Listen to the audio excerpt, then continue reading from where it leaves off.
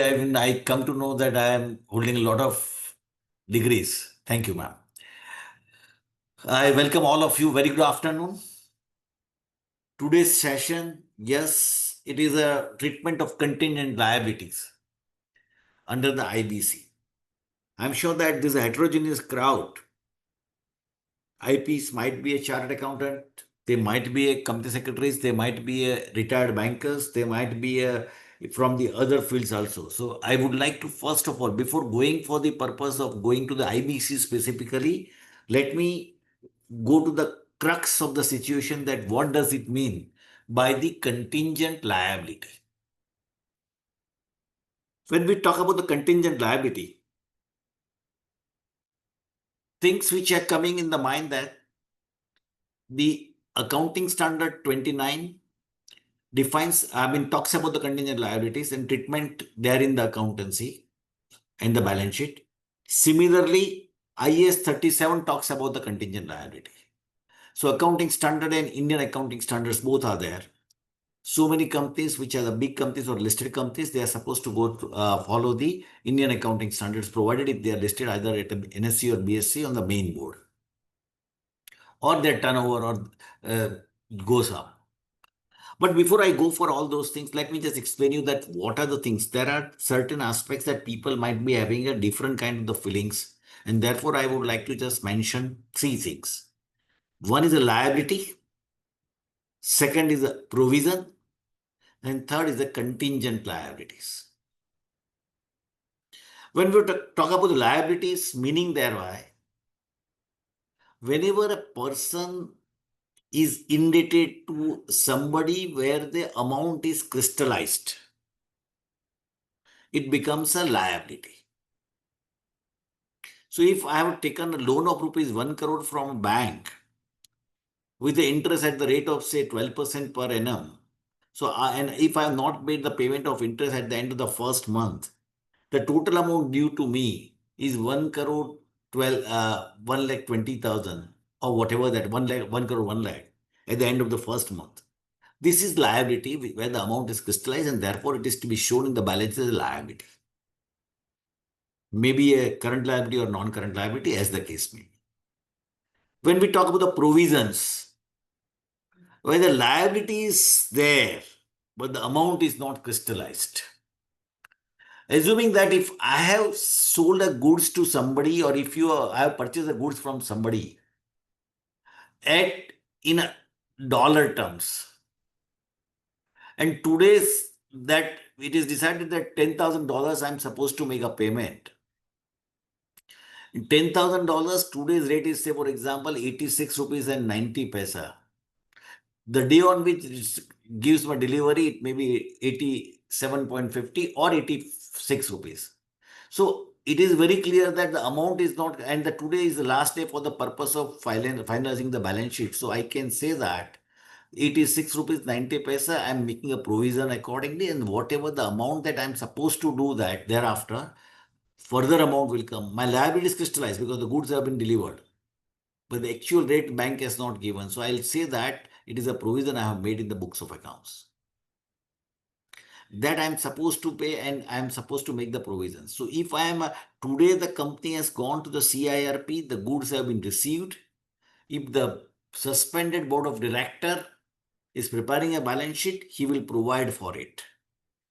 That goods worth rupees 86, 8,60,000 or whatever amount that is shown on the stock, and that same amount will be shown as a provision. Provision is nothing but a liability, which is crystallized. But amount is uncertain. Amount may be increased or may be reduced or may be same. But as I do not have a clarity on the actual amount, what is going to happen, therefore it is shown as a provision. Having said that, now let's talk on a contingent liabilities. People are saying that contingent liability, at a point of time when we ask to even student also, or to a chartered accountant student, they always say that a liability may or may not. It is not a correct thing. For the purpose of crystallizing, or for the purpose of having a contingent liability, two things happens. One, event. Event has to be certain. Occurrence or non-occurrence of the event is not certain, and therefore it is known as a contingent liability. Let me just give a clear example on that. There are 1,000 employees in a company, and one person has filed a suit against the company stating that the amount of the wages that is given to me is slightly lower, or the welfare expenses are given is not correct. It should be increased by so much amount.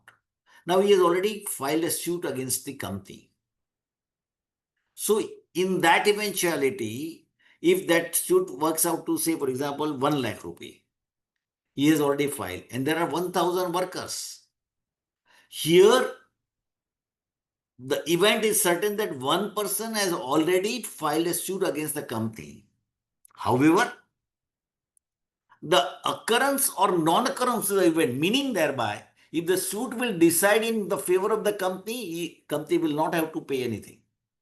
If it is decided in favor of the worker, company will have to pay 1 lakh rupee along with the interest as the case. This is a contingent liability where the event is certain. But at that point of time, the auditor or the company's management will not say that there are 1,000 workers, one person has filed a suit, tomorrow 999 will file, therefore my contingent liability is 1 crore. No, that is not correct. My contingent, because the event are not certain, the other 999 has not filed a suit. And when they have not filed a suit, it does not become a contingent liability. So for the purpose of establishment of the contingent liability, the first and foremost aspect that one has to look at, that event has to be certain. Occurrence or non-occurrence of the event is not certain. If there are 5 years for the assessment going on, out of that only for 1 year the assessment is opened under the scrutiny, then and the order has taken place in that eventuality for a, say, disallowing some expenditure, you cannot say that for all 5 years or all 7 years they may reopen, and therefore the contingent liabilities, because there only 1 year the event has occurred. Now you have filed a suit against that before the competent authority, and that competent authority may decide in your favor, may not decide in your favor. If they decide in your favor, it may not be. So event is certain, occurrence or non-occurrence of the event is not certain. And therefore, on the basis of this is considered to be a contingent liability. So for the purpose of contingent liability, I need to mention that a liability for which the event is certain, the certainty of the event is must. Occurrence or non-occurrence of the event is not certain. And when the occurrence or non-occurrence is not certain, that doesn't become a liability. So this is the first thing which I need to mention before we understand the contingent. So it is depending upon the occurrence or non-occurrence, but the event is clear, and therefore it is to be treated as a contingent liability. Now I would like to say 3 things. When we talk about the contingent liabilities, at that point of time, the liabilities are required to be determined by the suspended management generally. For not this, even others also. Having said that, suspended management, they may not say you correctly, or they may not give you all the documents. Therefore, as an insolvency professional, now one has to understand that how you determine the liabilities, what way that you will go further, and how you will take into account in the different situation. So I would like to divide this in 3 different situations. A, at the commencement of CIRP and during the course of the CIRP. B, resolution professional, at the time of the submitting the resolution plan, the successful resolution, what that he can do. And C, during the course of the liquidation. There are 3 different situations which are going to take place, along with the various case laws which we would like to take into account. So when we say about this, various things, so here I can say that, so as I said, that is a contingent liability which is defined in the various situation from the various way. Now, before I go for this, there is something like a contingent asset also. Normally, contingent assets are not even shown as a decorative purpose in the balance sheet. Why? Because principle of conservatism is being followed, and because accountancy is being written on two aspects. One is the principles and second is the accounting standards. So accounting standard 29, as I said, that will talk about the contingent liability. Principles, they say that you have to, principle of conservatism says that prospective losses are to be provided, but prospective benefits are not to be provided. Contingent asset is a prospective benefit and therefore it is not to be shown in the balance sheet. Now, having said these aspects, most importantly, we as a IP or RP or a IRP or a liquidator, as the case may be, we are not concerned with the contingent assets per se. However, now it has become a mandatory by the IBBI, stating that all the contingent liabilities are also required to be, particularly with respect to the tax claims and anything, which are also required to be shown under the information memorandum. All the discounts. With contingent asset also you can show. Now what happens here? Let me just mention very clearly. I've gone through I will take it at the time when we are looking at the resolution plan. Right now we do not want to touch about the contingent asset. We talk about the contingent liability and treatment thereof. Now what does it say? When we become an IRP of any corporate debtor, CD, what happens? We are required to take a certified balance sheet of the date on which you become a IRP. First mistake normal IP does is they are not taking the certified balance sheet on the date of commencement of the IRP. They normally rely upon the balance sheet of last financial year, which is audited. So even if it is during the year, it is desirable that we as IRP should take tell them to prepare a balance sheet, let it be 10 days more, then let it be balance sheet certified by the board of directors, suspended board of directors, or a CEO or a CFO as the case may be. And he has to certify stating that this is a balance sheet where we as the IRP or RP are never asking for the contingent liabilities. We have to tell them you also show the contingent liabilities in the balance sheet as a notes to accounts. May not be, contingent liabilities are not to be added in the total of the balance sheet anytime. However, as an IRP, you can definitely insist that you are required to show this in the notes to account. So generally, we do not take the balance sheet. Even if we take the balance sheet, we avoid taking the confirmation about the contingent liability in the balance sheet as on the date of commencement of the CIRP. If these would have been there, your 50% or 80% things would have been simpler. You could have understood that these are the contingent liabilities for which the cases are going against the company or arbitration is going on or the litigations are going on, whatever is there, you will come to know that. Or a guarantees are given by the company to the for the other corporate or individuals. So you will come to know automatically these are the contingent liabilities. Now, what happens? So first and foremost thing which we need to do is that take a certified copy of balance sheet as on the date of commencement of CIRP along with the certification of the contingent liability by the suspended board of directors. Then your 50% work will be completed. You will not be making any mistakes in that eventuality. Because you have been inducted today and you do not know that what kind of the liabilities are coming. Though you might be giving a newspaper, advertisement, everything, the concerned person may not be aware about that this company has gone to CIRP.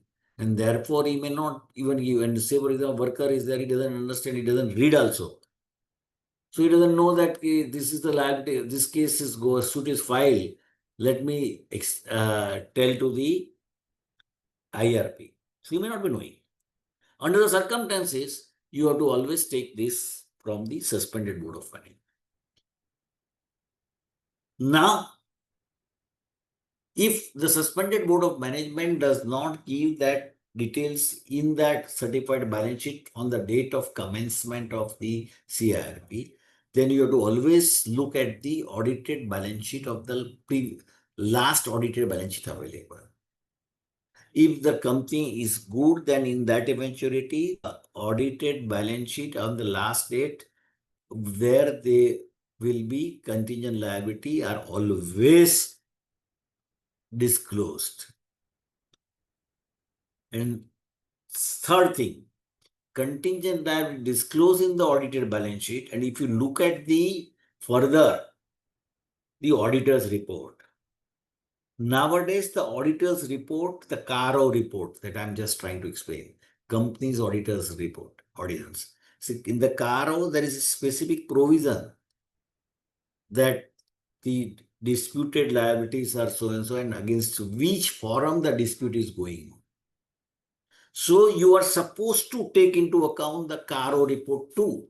So if you do not take the CARO report, then also you are not doing your duty diligently. So my humble request to one and all that you have to look into the CARO report, find out that all the details about the contingent liability as on the last audited balance sheet, they are always disclosing there, which is directly telling with the details of the contingent liabilities in the notes to accounts. Two things there are there. Nowadays, they are saying that commitments and contingent liabilities. This is also differing. As I said, provisions. Now, commitment. What is a commitment? Commitment means what? If I have placed an order for a fixed assets of rupees 10 lakhs rupees and I have paid rupees 3 lakhs as advance, I am committed to pay 7 lakhs and lift the assets from him. So they originally, prior to the change of the act, they were showing 7 lakhs as a contingent liability, but nowadays they say it's a commitment. Because why it is commitment? Because there is underlying assets against the said commitment. So you pay 7 lakhs, get 10 lakhs rupees worth assets. While contractual commitments are also there, so those commitments are shown under the commitment. And here in this case, the contingent liability is nothing but where I said that the event is crystallized, but the occurrence or non-occurrence of the event is not crystallized. So in that eventuality, those things are to be shown as the contingent liabilities. So that is the first thing. So as I mentioned that a sound IRP will always insist for disclosure of such contingent liability in the certified balance sheet as on the date of commencement of the CIRP. Because what happens today, the CIRP commences, we try to take the balance sheet of 31st March 2025 or 24. But if you take a today's balance sheet, you will get all the contingent liabilities shown there. And therefore, it is your duty to insist for contingent liability in the certified balance sheet. Let's go to the next aspect of why it is more important under the Insolvency and Bankruptcy Code. Insolvency and Bankruptcy Code, Section 3, Subsection 6 of the CIR, particularly I'm talking about the IBC 2016, is clearly stated that claim is defined as a right to payment, whether or not such right is reduced to judgment, fixed, disputed, undisputed, legal, equitable, secured or unsecured. This is very clearly mentioned that your right to payment is maybe disputed, maybe illegal, maybe depends upon reduced to judgment, So because of the judgment, the right to payment arises, or because of the fact that these are the this may be undisputed, then there is no question about it. But all these things are to be treated as a claim under section 3, subsection 6 of that. And at the same time, we say that right to remedy for breach of contract under any law for the time being in force. If such breach gives right to payment, whether or not such right is reduced to judgment, fixed, matured, unmatured, disputed, undisputed, secured, or unsecured. So section 3.6a and section 3.6b are very clearly stated that here any disputes are going on, any arbitrations are going on, you are required to take, this is considered to be a claim. Whether disputed, you may win this, you may lose it. Doesn't make any difference. But these are disputed claim, and therefore the claims can be taken into account as a contingent liability. Now let's try to understand. As I said that I have divided into three parts. The first part talks about the upon commencement of the CIRP. As I mentioned very clearly, and I repeat and reiterate that the disputed claims are also considered as a creditors. So when you are preparing your information memorandum, you are required to show the disputed claims contingent liability in your IAM. You do. Now what happens? Now let's try to understand the differences. If there is a income tax liabilities of 2022, 21-22 assessment year, for which the company has already preferred an appeal. Today, the CIRP commences. The appeal has not been decided either in favor or against. Liability is there. The company is of the view that this appeal will be definitely in their favor. However, till that, if it is not specified, then in that eventuality, what happens? If you look at the moratorium, once the moratorium is initiated, that is, I mean, once the CIRP initiated, moratorium is taken place. And therefore, as per section 14 of the IBC code, that liability cannot be further taken up. So now the case remains silent. First of all, income tax officer has already said that you have to pay 1 lakh rupee as liability. You have disputed, gone to the appeal. Now the appeal is for the temporary period suspended because of the moratorium under section 14. CIRP commences moratorium. So what happens at that point of time? Therefore, now look at this, the most important regulation 14 of CIRP regulation. It's cast duty on IRP or RP to make the best estimate of the amount of claims on the basis of the information available him for contingent liability. So this is the most, so now you have to understand the CRP regulation, section regulation 14. So it is, as you know that any act with the regulations are there. Here in CIRP, you have under the IBC, you have a regulation for CIRP, regulation for the liquidation, all are a different regulation. And therefore, you have to look into the CIRP regulation 14. It clearly states that you as RP or you as IRP are required to make the best estimate of the amount of claim on the basis of information available. So first of all, if you look at the actual information has to be available, number one. So how can you get the information? On 2 or 3 counts. A, if you are an agile person, you take all the details, certified balance sheet on the date of commencement of CR. So you get that. B, you look at the last year's audited accounts.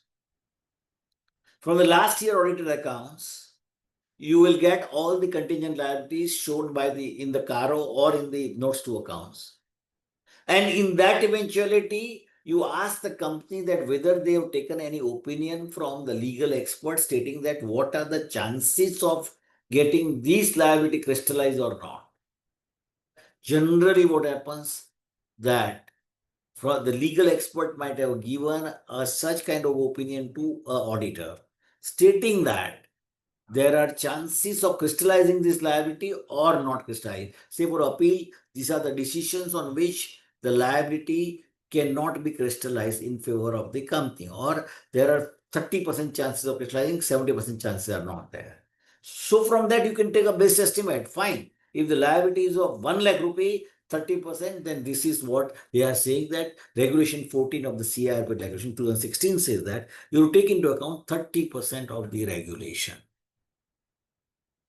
Now, second aspect, that section 4, regulation 14.2, the claims to be admitted or estimates to be revised as soon as the additional information available.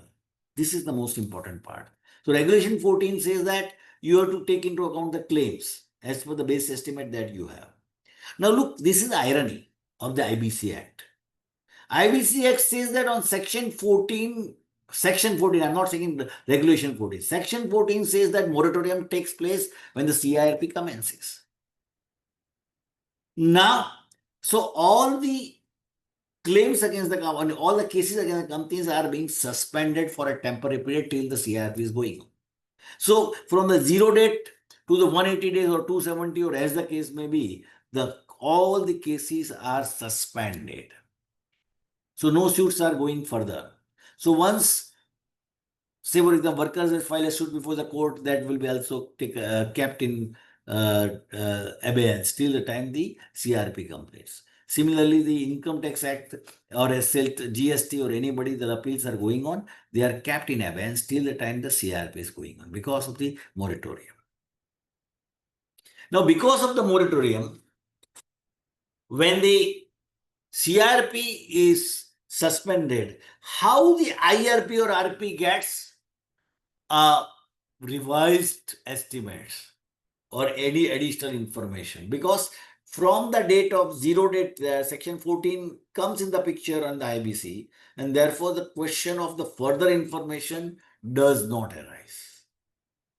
And when the new informations are not available, how can a IRP or RP says that section 14, regulation 14.2 of the CRP, it says that you are supposed to get the claims to be admitted or estimates to be revised. This is the irony of the act. Now look at it the same way, the USA Act or a UK Act.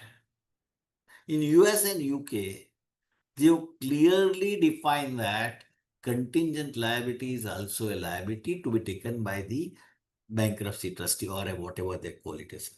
So as IRP in those act, they are clearly mentioning. Here they are saying that first of all, you base estimate, you do it of the contingent liability. And then they say that whenever you can revise it, whenever the information is available. There are two ways of information available. One, that you are not being given the information, correct information by the corporate data. Yes, then you can say that the new information and new evidence are covered, received, then you can reduce the claim or you can increase the claim. But if all the informations were available with you about the contingent liabilities, then the regulation 14.2 will not come in the picture, because there is no suit which can be, or no decree can be further taken into account or by the any court, and therefore the question of further reduction of the or an increase in the liability does not arise. So this is a small contradiction in the our regulation and the act. So that should have been taken into account by the IBBI, and this clarification, because as you know that the IBC code is basically still a new code and is evolving day by day. So as and when the new judgments are, lot of litigations are going on, new judgments are taking place, and accordingly IBBI is making changes in their position. So recently you must have seen that a lot of amendments have taken place only because of the fact that they wanted that there, wherever there's a loopholes, let us try to curtail the loopholes. Now, having said this, the most important part, what happens with the various judicial pronouncement? When the judicial pronouncement takes place by the NCLT, and the aggrieved party may go to the NCLAT, and then thereafter you have a right to go up to the Supreme Court. in some cases, Supreme Court has given decisions which are different, and in some cases, they have also given the decision they are different. So, what is an important for you to understand at any point of time? That whenever the latest decision of the Supreme Court or the NCLET will have to be taken into account while taking into account the actual situation. And as there are dichotomy in the judgments, the IBBI needs to come in the picture. They have to make necessary amendments, and only thereafter it is possible to take the view. But as of now, this Regulation 14.2 is slightly contradiction than that of the Section 14 as moratorium has been defined. Now, let's try to understand this point that contingent claim cannot be adjudicated after initiation of CRP. As I said that, section 14 of the IBC, not 40, but 14 of the IBC, because the moratorium. Now, what happens here in this case? Number of judgments have taken place. NCLAT as well as the Supreme Court has also ruled in that IRP or RP will have to take the contingent liability either at nil or at rupees 1. So, what happens today when I am preparing an information memorandum, and if I am in having a information that yes, there is a income tax case or a worker have filed a suit or any kind of a dispute going on where the arbitration is already been taken place, which is against the company, and thereafter the company has filed a petition before the High Court or anywhere at the adjudicating authority. So in that case, I have to say that this is the case against which the informations are not, or it's a contingent liability. I am saying that is a 1 rupee or a 0 rupees I am just mentioning. So what happens? Whenever there will be a reader of the balance sheet and whenever there is a resolution applicant, he will understand that these are the litigations going on. If it does not come in your favor, you have to make the payment. That's the most important part. And therefore, whenever he is giving the resolution plan, he is supposed to know that this amount which I have to consider as payment outgo, or this may be, say he has already paid 5 lakhs rupees or 50 lakhs rupees deposit he has done, and if it is in his favor, that 50 lakhs may come to him also. So that should be known to a person. Ultimately, the intention of the law and act is that one has to be thorough in understanding the situation, because the reader of the information memorandum should understand that what are the problems going on in the company. So let me mention that if you are a IRP or RP, it is your duty to just give a clarity to all the department also that here this commencement of the CRP has taken place. This is the order, and therefore presently any suit which is being filed should be kept in abeyance till the time this CRP is going on. Once the CRP completes, they have a right further to process those suits, applications filed before them, and then they can decide and then they can give the clear idea. So this is the most important part, that as a RP, you have to give all the details to all the departments wherever you find there is a contingent liability, either through a audited accounts or a certified accounts or any other details or documents that you receive thereafter. So in that case, somebody has filed say RD or ROC has already imposed a penalty or a why it should not be taken into account. A show cause notice given, you come to know that you have to also give a notice to them stating the CRP has started. So at least for the temporary period, they will not adjudicate those penalty.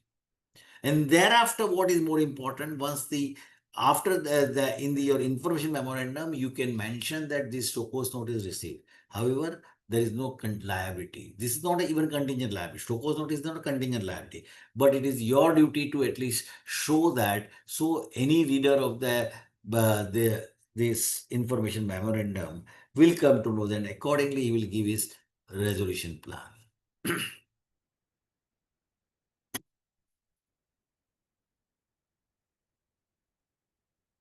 Now, having said this, the most important part, I told you that no pending claims can be continued. There are a lot of judgments which has taken place. And accordingly, even if this section 40 is not correct, section 14 is correct, wherever here is mentioned. So, no further information can be collated thereafter. Therefore, no contingent claim can be finalized during the course of CRP. And when there are no contingent claims can be finalized, but it is your duty or responsibility to show that under the information memorandum. Now, but say for example, today CRP commences, the order came today, certified copy. And yesterday the adjudicating authority means either ITAT or a CIT appeal or anybody or a high court has already given a judgment stating in against the company. In that case, it is the duty of the IRP to take up that as a claim in its information memo. Though it says that he can make an appeal against the said order. However, if the appeal can be made, then it becomes a contingent. If the appeal is not made, it becomes crystallized. Now look at the dichotomy of the situation. If the IRP makes an appeal against it, here the authority says that the income tax department or PF department or the worker says that yes, my claim is already been adjudicated by the competent court, at least at the first level, and where I am liable to take 1 lakh rupee from the company. Now, you as IRP says that I've already preferred an appeal before the higher court, and therefore this is known as a contingent liability. Normally, the appeal should have been done by the ex-management. However, suspended management gives the input on the basis of which you have a right to just go for the appeal. If you do not go for appeal, that becomes crystallized and then it becomes from contingent liability to it become actual liability. So this is the most important part that one has to understand. Then if the time of the appeal goes and you as IRP feel that there is no substance of going for further appeal, then the entire amount become an operational creditor or a financial creditor or a other creditor as the case may be, depends upon the circumstances, but then it becomes an actual creditor, not a contingent liability. It becomes an actual liability. Liability crystallizes. And when the liability crystallizes, you don't. Sir, Yes, can I say something in yes, between? sir. Yes, sir. Sir, I have a different point here. What you are saying, if there is a order in favor of the party, and even if we are filing an appeal, I think this is a liability that we will have to admit, and we can just disclose that there is an appeal filed which may come in favor or not, but this should not be under contingent liability. This is my understanding. Sir. Let me mention that as far as the IBC guidelines is concerned, nowadays, even if it's a contingent liability, you have to show it as a liability in your books, 0 rupees or 1 rupees. So here, when you have filed an appeal, then you can say that the liability crystallizes. See, if you're not filed, I have said that if you're not filed the appeal, then the time goes, then automatically it becomes actual. That's what I'm trying to tell you. I'm not saying that if you file the appeal, then what happens? If, say, for example, Sir, even if I filed the appeal, no, you and if don't there file is the appeal, no then what happens, stay, sir? and if there is no stay on the order of the lower court, Huh. then it is a crystallized liability. I will have to enter it in the liability. I have to admit this So liability, that's what I'm telling not you, at sir. rupee one, not at rupee No, one. then the Let the actual appeal be there. sir, that is what I said. It's an operational creditor or a financial creditor or other creditors, as the case may be. That's what I said. Once the order has been, so that's what I said that today the CRP commences and yesterday the order came, which may not be there known to the either the CD or a suspended management. Then it becomes, that's what I'm telling you. But if it not, if it has come to after today, the situation goes out of the, then it become a contingent. That's what I was trying to tell you. So once the order has been received, or yesterday the case is finalized and the order is pronounced, but it was not received. Today it is received of that yesterday's date. Automatically it becomes actual liability. That's what I'm telling. However, if you just file the appeal within the time limit, you have a right to file, but you can say that today the liability is crystallized and this becomes already filed before this, and that you have to mention in your information memorandum. If it is already filed by the suspended management, and if there is there, then say for example 1 lakh rupees there, now you have to decide. The legal opinion says that 30% liability will crystallize, not more than that. 30,000 rupees you may thereafter, right now you say 1 rupee, after taking legal opinion 30,000, or you may say 1 lakh fully, as the case may, but you mention that the case is pending before this. So So the, this is what I am saying. yes, If there is a order yes, by any court in favor of the other party, correct. till that order is reversed by in appeal, that liability is there, and we should admit at 100%. Sir, I would like to just go a step further in that here. Then there are no contingent liabilities. I will say that say for income tax officer has already given an order. Correct, sir? So order is given that showing that you are supposed to pay 5 lakhs rupees and in the department towards this. These are the expenditure which are disallowed for this particular assessment year. Now the company has already filed an appeal. Now will you show it as a contingent liability or will you show it as actual liability? I will show it as an actual liability with a disclosure that there is an appeal filed which is not yet decided if there is no stay on the order of the lower court. Sir, income tax department, there are stays are not given. There is very clear cut guidelines that 20% amount you pay and get a stay. That is lying with the only the income tax officer or a principal commissioner. Here, that's why I'm telling you. Otherwise, in the balance sheet, you will never show any kind of contingent liability. All will become a actual liability. What you try to say, see, if I have made a dispute against that, this is not correct. So, as an auditor, or always take a call on that. 1 lakh, I say 5 lakhs rupees is added, and say 1 lakh rupees liability. He says that this addition is correct or not. Decide will be commissioner of appeal or a ITAT, as the case may be. If it's the facts of the case or a facts of the law, law will go up to Supreme Court.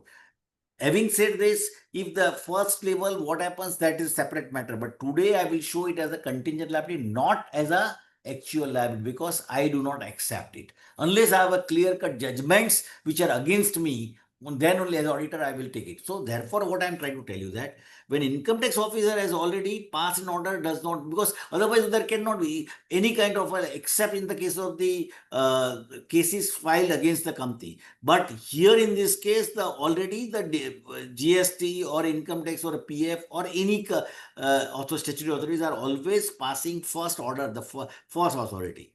Then you have a right to go for appeal. And there are number of judgments which are in your favor, then you are not to show it as a then you have to show it as a 1 rupee or 0 rupees, and then show that it is a contingent liability. This is what I am trying to say. If the judgments, you feel that the judgments are not in your favor, if though they have not shown it as a contingent actual liability, you have to show that this is first of all show 0 or 1 rupees, and after that, once you come to know that there are chances of not getting this judgment in our favor, you go for as a actual liability and show it as a operational or other creditors, as the case may be. This is what I am trying to say. Right, sir. Noted. Thank you, sir.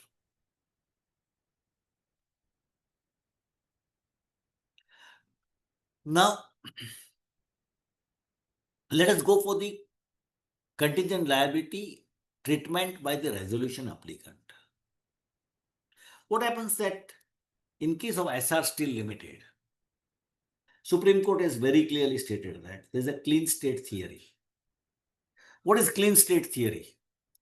Clean state theory means, clean slate means what happens? A person who is a resolution applicant will commence his own company with a zero date once he makes the payment as committed by him.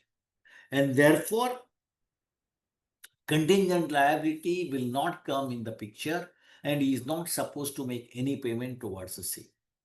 This is the original view of the Supreme Court in the SR Steel Limited. once the resolution plan is approved by the COC and the Honorable NCLT also approves the same, all pending claims and liabilities against the corporate debtor are obligated or stand extinguished. Why it is so? Supreme Court was very clear that IBC, because see, this IBC you need to look from the viewpoint of the new resolution applicant also. You always look at that, whatever the, see, even if there is an amalgamation under section 230 to 32 of the Companies Act through IBC, the act says that here, if it is a general amalgamation under section 230 to 32 without IBC, there all the liabilities of transferor companies are required to be taken care of by the transferee. But if it is through qua IBC, means through IBC, you have given some kind of the 230-22 scheme, whatever the old liabilities, once you pay as per the resolution plan, then, and you should have asked all the reliefs in the relief claim, then those liability will not come to you. This is what the Supreme Court says, that all liabilities which are disputed liability stand extinguished. This is the basic view that Supreme Court took in the case of the SI Steel versus Satish Gupta and others. Now look at this. This view was originally made for the purpose of IBC to come with three things: A, time bound; B, that the new promoter should revive the company in a rightful manner with his skill, financial resources, and all those things. So what happens, whatever the money which are being blocked in the assets, they can also convert it into the assets which are considered to be, as of now, the non-productive assets become a productive assets. And that therefore the new promoter will come, will try to look into that, the assets. See, he is only making a valuation of his own, that this asset is 100 crore or 1000 crore. He doesn't know that what is the value. The chartered engineer might have done a value, registered valuer has done a valuation, and you have come out with a valuation at say X amount. But the promoter, the resolution applicant, will always look from the other viewpoint, that what kind of the production that he can get from these assets, or what kind of the benefits that he can get the assets. If the assets are obsolete, even if they're new, but if it is not giving the result as what, or the new technology has already taken place, then it is of no use to go ahead with the valuation what the chartered engineer says. These are the things which he says. And accordingly, what happens? Whenever a such situation takes place, always a person who is a new resolution applicant, he doesn't know much about the company's hidden assets or anything. And therefore, the IBC code has come out with a clarity that the purpose of the IBC was to make three things they wanted. Whatever the money of the secured, unsecured creditors are blocked into the company can be taken, and therefore the economy will be revived. Secondly, BIFR and SICA Act could not take place properly, and therefore they wanted it that some time-bound proposition is there, and accordingly the assets can be productive assets. And thirdly, when see in this, if you look at the SICA Act, out of say 100 companies, assuming that 100% companies which has come out of the SICA, out of that hardly 5% companies have been taken over by other people.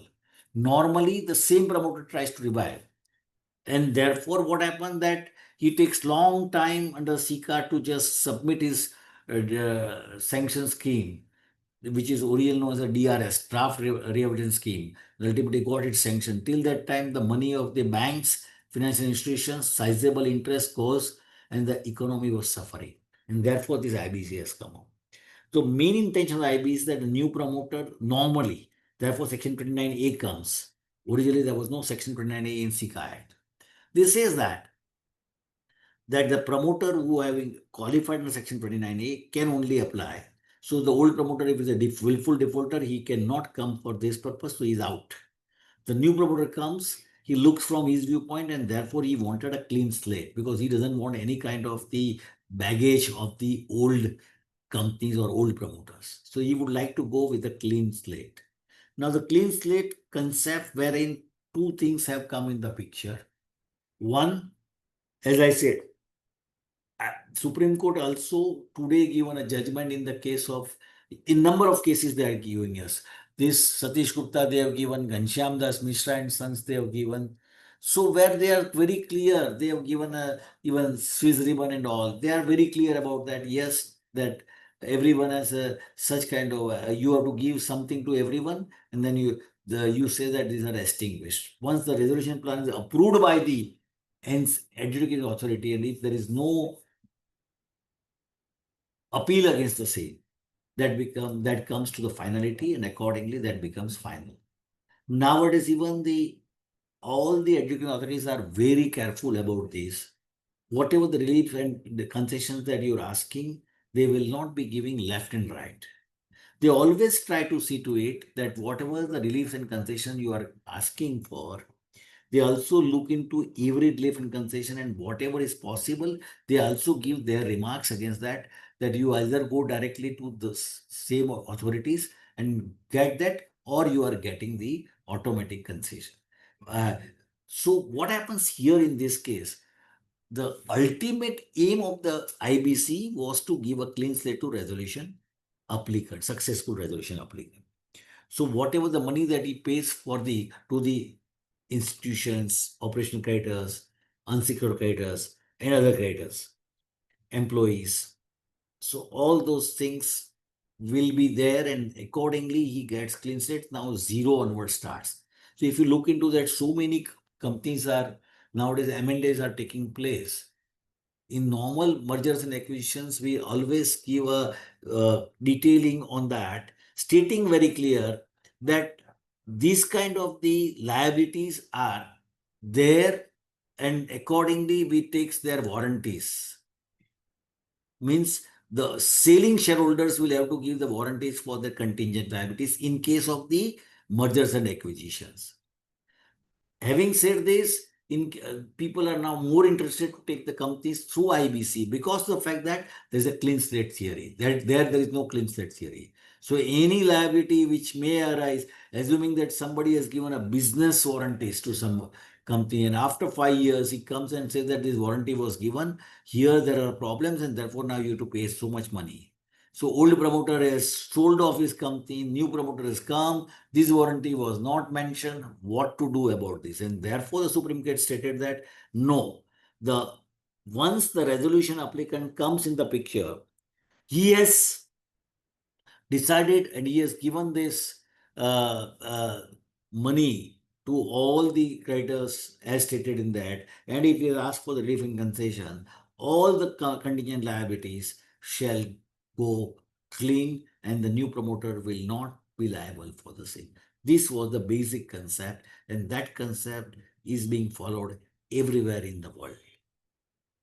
Now, what happens? Section 13(1) of IBC further recognized and clarified in Ghanshyam Das Mishra and Sons. It is clarified that all claims against CD on the date of approval of the resolution plan by adjudicating authority, which are not a part of the resolution plan, shall stand extinguished and cannot be continued. So look into these aspects very clearly, that it cannot be continued. So on the one hand, what happens? So if you look into the totality, section 3 subsection 6 says that claims means disputed claims. So you can make a representation before the authority, before the IP. Now IRP or RP has taken that. However, moratorium goes on, and during the moratorium, resolution plan is given. Resolution plan is submitted, cleared. Now they say that any other claims are required to be suspended. It cannot be continued. It is extinguished.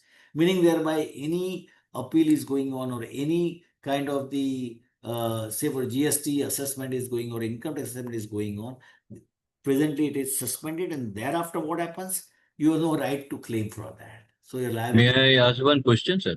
Yes, sir. Sir, that's what I was also wondering. See, if the moratorium is going on, Right, sir. nothing can be moved against the company, crystallized against the company.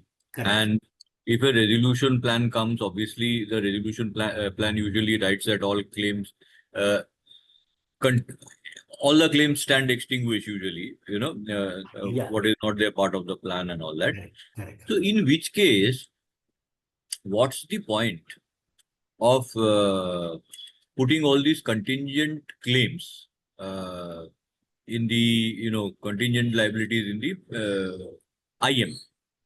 What purpose would it solve? I'm just asking, is it not just Yeah. one extra No, no, work? no, I appreciate. This is the right question what you are trying to ask. So what happens in this case? At least, say for example, let us try to talk about the certain aspects beyond these things. I'm not talking about the exact contingent liability, but I'm talking about slightly more than that. PMLA has given some kind of there is a attachment of the assets or the order of the attachment. Nowadays, if you look into that, the PMLA has taken place lot of places, and there are a lot of judgments which are coming against and nowadays it has been stated that if prior to the CIRP, the PMLA has already taken place, you have no right to just vacate that. All those things have taken place. Now, if I am a resolution applicant, I do not know that what is happening. And thereafter, those kind of situation going on for anything, then I will be in trouble. So therefore, it is RP duty that, okay, you mention it 1 rupee, state that this is going on. Assuming that actually I wanted to take slightly late, but now I will take up that. What happens? I have gone through one plan where it is mentioned that it was the infrastructure company. Infrastructure company stated that I am paying rupees 5 lakhs against all the income tax liabilities which is there. Actually, the liabilities was about 32 crore rupees. What has happened that say 2014, 15, 15, 16, 16, 17, he was doing very good. There it went to the scrutiny assessment and they have come out with that these are the additions, and accordingly they have gone for a total liabilities of 32 crores. Now, infrastructure company, you know that it is typically that their TDS, then companies started doing not good. So they were, though they were doing work, but their 1% was TDS was deducted by the government. So ultimately, there were about 10 or 12 crore or 15 crore rupees was there as their TDS amount for 17, 18, 18, 19, 19, 20. Company went to the IBC in 21. Resolution plan passed. Resolution applicant stated that all the liabilities against which the claims are there of the income tax department or a sales tax department, as the case may be, I am paying rupees 5 lakhs because I am supposed to pay everyone. So all that any liability remains 32 crore or 10 crore of the GST that are as sales tax that is required to be extinguished against the same. And whatever the refund is due, that should come to me along with the interest. Now look at this situation if you look into this. Because even you do not know that what is the contingent asset because that is never disclosed. He might have got the details from somewhere stating that this is a refund due. Now, in his resolution plan, he has given 5 lakhs, so 32 crore liabilities goes out. The refund due was about 12 crores plus interest works out to 16 crore. Now, after the plan is passed by the executive authority, he went to the department and stated that I have paid rupees 5 lakhs to you. So therefore, as per this plan, your liability extinguishes. Now I am required to take 16 crore from you, 12 crore plus interest. Till the date you pay, you are supposed to make the payment. Now look at that.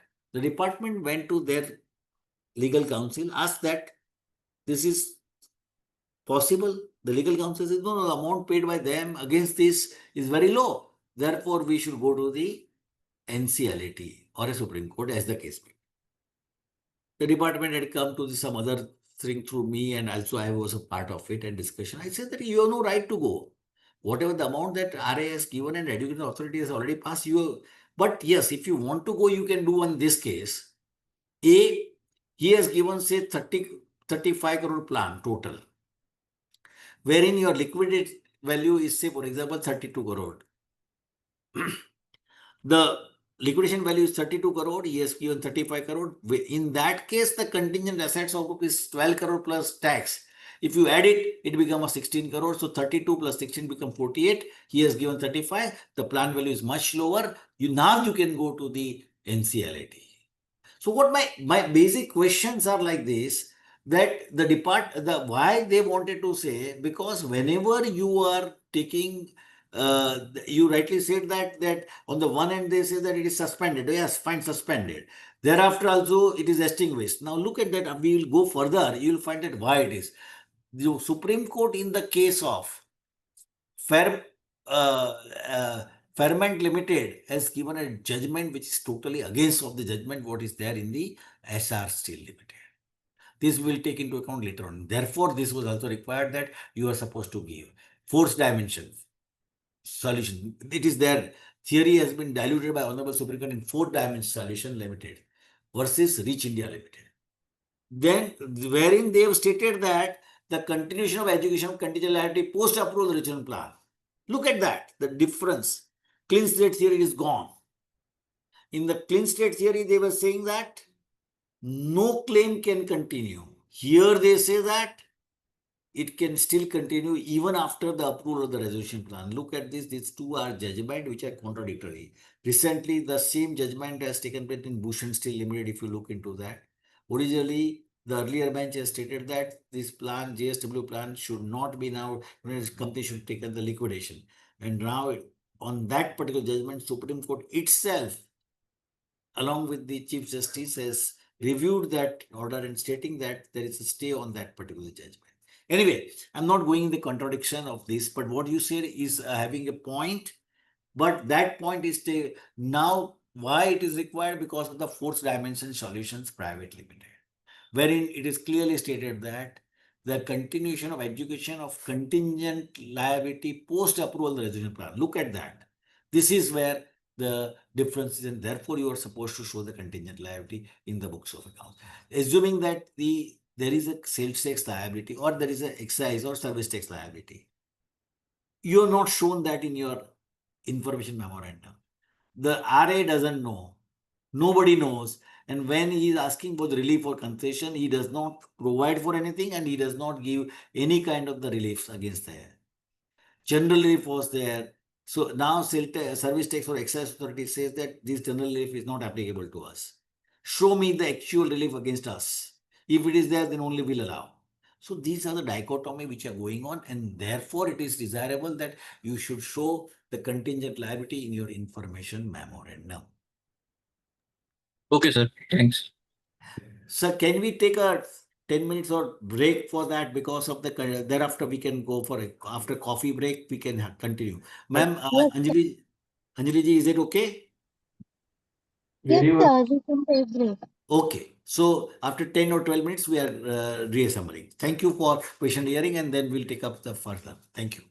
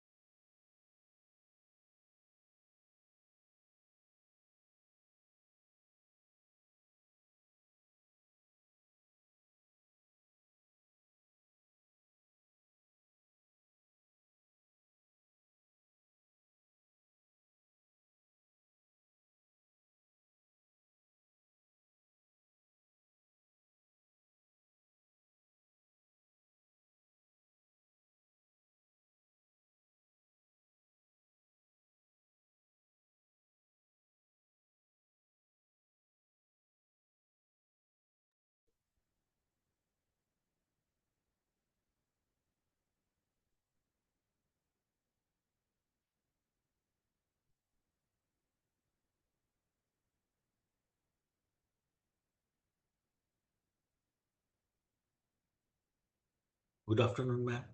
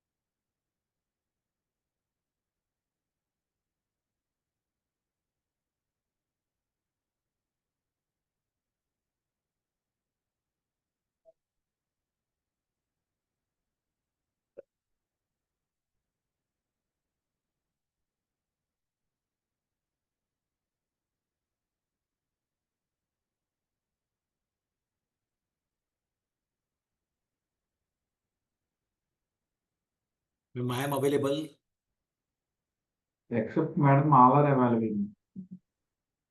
Sorry.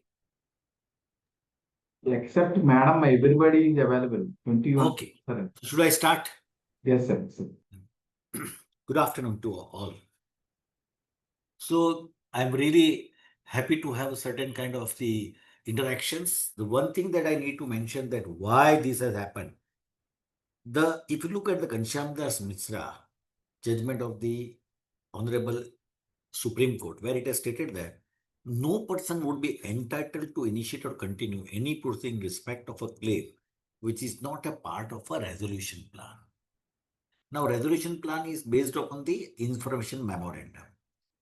Now, if you look into that, it has completely changed the perplexing because the corollary that the Supreme Court has come out, they have stated that thereafter the claims will not be entertained.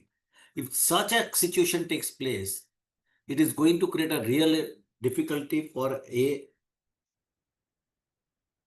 statutory authorities or anybody where the announcement takes place or whatever takes place. Therefore, this has happened that whenever the situation is there, the IRP or IRP should definitely take into account the third aspect in his own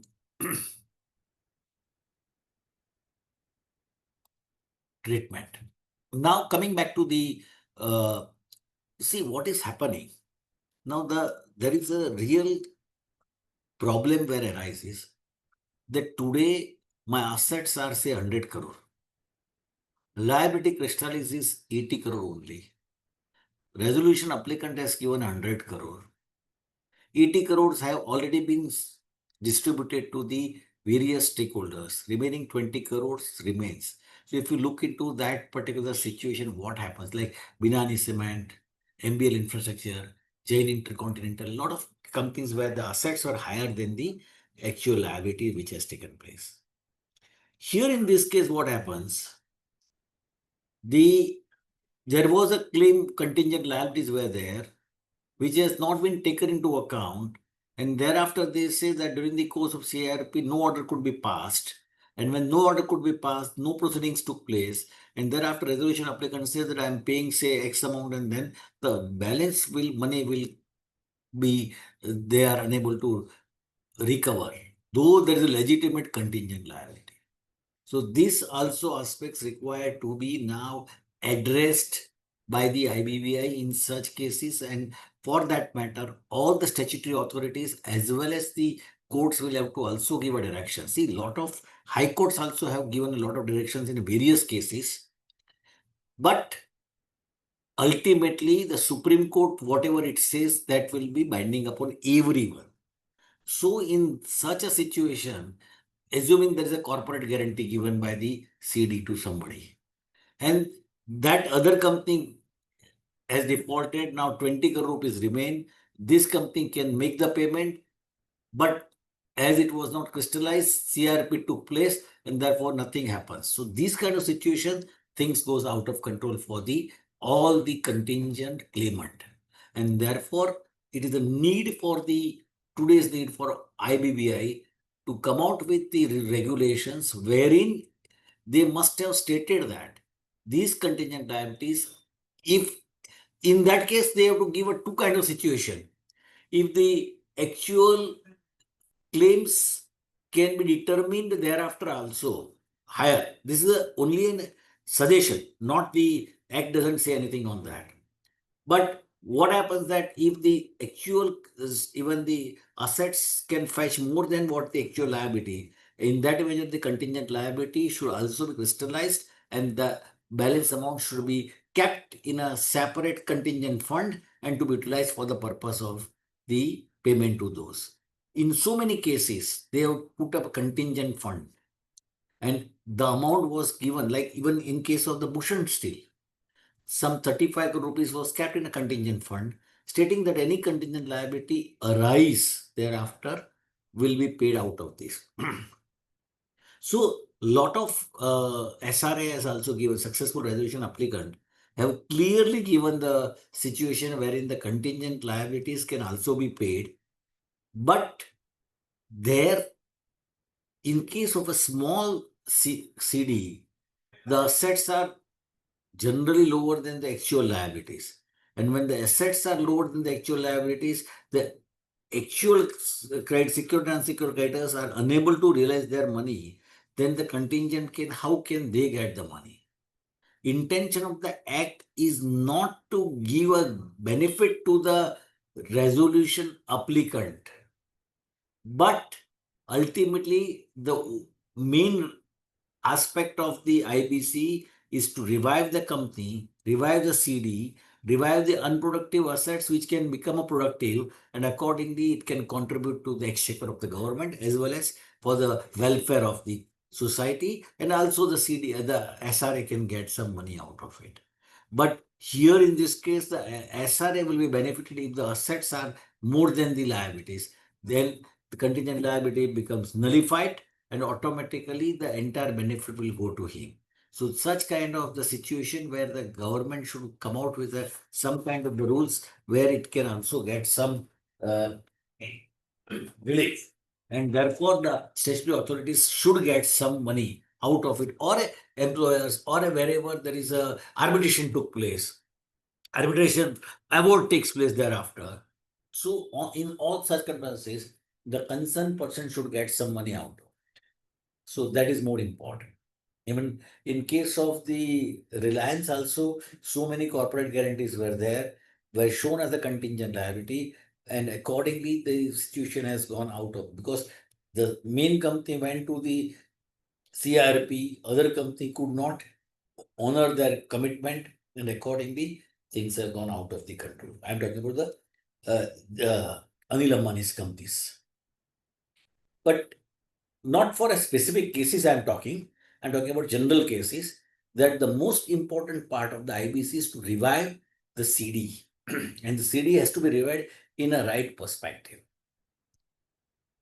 So everyone should get their share.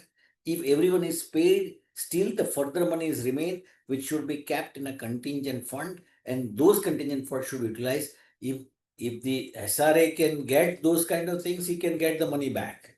If SRA cannot do, then ultimately, if there are genuine claims and genuine suits filed, then if they will lose that CD loses, CD after the resolution takes place, then the CD should make the payment. That is what that should be. So this the situation by the Supreme Court in the case of the Fourth Dimension Solution Limited versus Rico India Limited, it has stated that continuation of education of contingent liability post approval of the resolution plan. This is diluted by Supreme Court from their earlier judgment of the SR Steel, Ghanshyam Das Misra, etc. So this we have to take into account, and therefore contingent liabilities are required to be shown. Now, why the contingent liabilities to be shown? Let's try to understand. Somebody has clearly asked me a question that then it is of no use when during the course of the suspension, contingent liability cannot be crystallized, and therefore when it goes for the resolution, things will be okay. Fine. If resolution takes place, no problem, then there is no question. However, if it does not take the resolution and company goes to liquidation, what happens? Then whatever your contingent liability prior to this was there will definitely come in the picture and will, because as soon as your moratorium completes, automatically the suspension on the cases which have been filed against the CD will stop. And therefore now they can start going for the cases as a liquidator. If you can win the situation, things are okay. If you are losing it, then that contingent liability become a actual liability and will be shown by the liquidator in its claims accepted. So therefore, though the section 14 comes for regulation 14.2 comes, whatever is there, intention of the act is that in case the company is revived by a successful resolution applicant by getting a proper resolution. So what happens? I'm slightly curt and slightly going beyond my scope, but ultimately what I understand from them, the draftsman of the act, what they wanted, if the company is revived by way of a resolution plan, then such contingent liabilities should not be given to them. There has to be a clean slate concept of the SR still by the Supreme Court. In case if the company cannot be revived, meaning thereby the original assets which could not be turned around by the original promoter, suspended management, are not a productive assets, and therefore company will go to liquidation. Ultimately, like ABG Shipyard or whatever the companies which have gone for liquidation, there ultimately they have sold either the assets in a singular form, or they have sold the assets in a group, or they have tried to sell the assets as a going concern, which is very difficult for them to do. In that eventuality, what is happening? The assets become a scrap, but all the contingent claims will be revived, and that will be a part, or they will get as per the section 53 and a waterfall mechanism. So today you are right that why this dichotomy in the act when there is a resolution took place, when there is going to be the IBC and then there is going to be the claims that is mentioned in section 3 subsection 6, regulation 14 of CRP regulation A and B says that it is as of now show as a 0 or 1 value. Why? Because in my view, what I understand from this, that they wanted to say that if the company can be revived, it can be a 1 rupee or whatever the small money that a successful resolution applicant can give, let it give. But if it cannot be revived, then let it goes to the finality. Whatever the judgment takes place in your favor, forget that liability will not come. If it doesn't come in your favor, liability will be there, and that liability should be covered as an actual debt and to be by the liquidator, and under 53 waterfall mechanism, he should get the money. Now let us talk about this. There is a discussion paper by the IBBI on contingent claims. It was done on 26th August 2020, before 5 years. In my view, even this is also required to be further refined now, because 5 years have almost gone, where they say that there is an inherent value of all contingent claims. Any contingent claims has an inherent value. That occurrence of the future uncertain events have an impact on the value of contingent claims, and a methodology to account for such uncertain, ascertain the value of such claims. Meaning thereby they say that the RP or IRP, we should have a methodology. Now, what methodology that you have? You do not have a, because we are not a technical person to understand that this is going to be actual or not. And therefore, you have a registered valuer who are to be treated as a actual person who can definitely give that. When he says that this is going to be the assets, you have to go to them, ask that you also give me the contingent liabilities in this case. So they can determine the value of the contingent liability. This is the intention of the IBBI towards the discussion paper. And so they have also amended the IBBI liquidation process regulation to allow assignment of actionable claims, disputed claims, cause of action, and contingent claims. Clearly mentioned that you can definitely assign, somebody can assign the contingent claims. So what is an assignment? I'm sure you know that very well nowadays, because a lot of banks have assigned the debt to the ARC or NBFC. Similar situation takes place here also. The contingent claims can also be assigned by them. Coming to this, now when we saw about that as I said, that RP is required to attribute the nil value to the contingent claims because he is unable to estimate the value of contingent claims. Now, 2018 amendment made it mandatory for liquidator, not the RP, let's be, to estimate the value of contingent claims by using the assistance of valuers, as I said very clearly. Because nowadays, which are valuers are there who can definitely say, and accordingly, which are binding on the respective claimants. That is what they are mentioning. So now, when we say about the liquidation process, so in the liquidation process, you are required to. So let us look at the RP or IRP and let us look at the liquidation. So there is, now you can get your answer that why there is a 0 or 1 rupee value required to be given. And thereafter, once the liquidation starts, there you are required to take into account the actual amount of the claims. Now, in this case, let me mention certain aspects very clearly. What happens that clean state theory and the resolution plan. Now, when we talk about the three aspects which we look into that, one thing is that if the resolution plan is less than the liquidation value, the question of the contingent creditors or contingent liabilities will not come in the picture. But as I said that wherever that liquidation value is where the resolution value is higher than the liquidation value or after satisfying, there you should have a clear-cut mechanism of having a contingent fund, and accordingly, that should be the case. Second thing, what I wanted to say, that whenever there is a case of a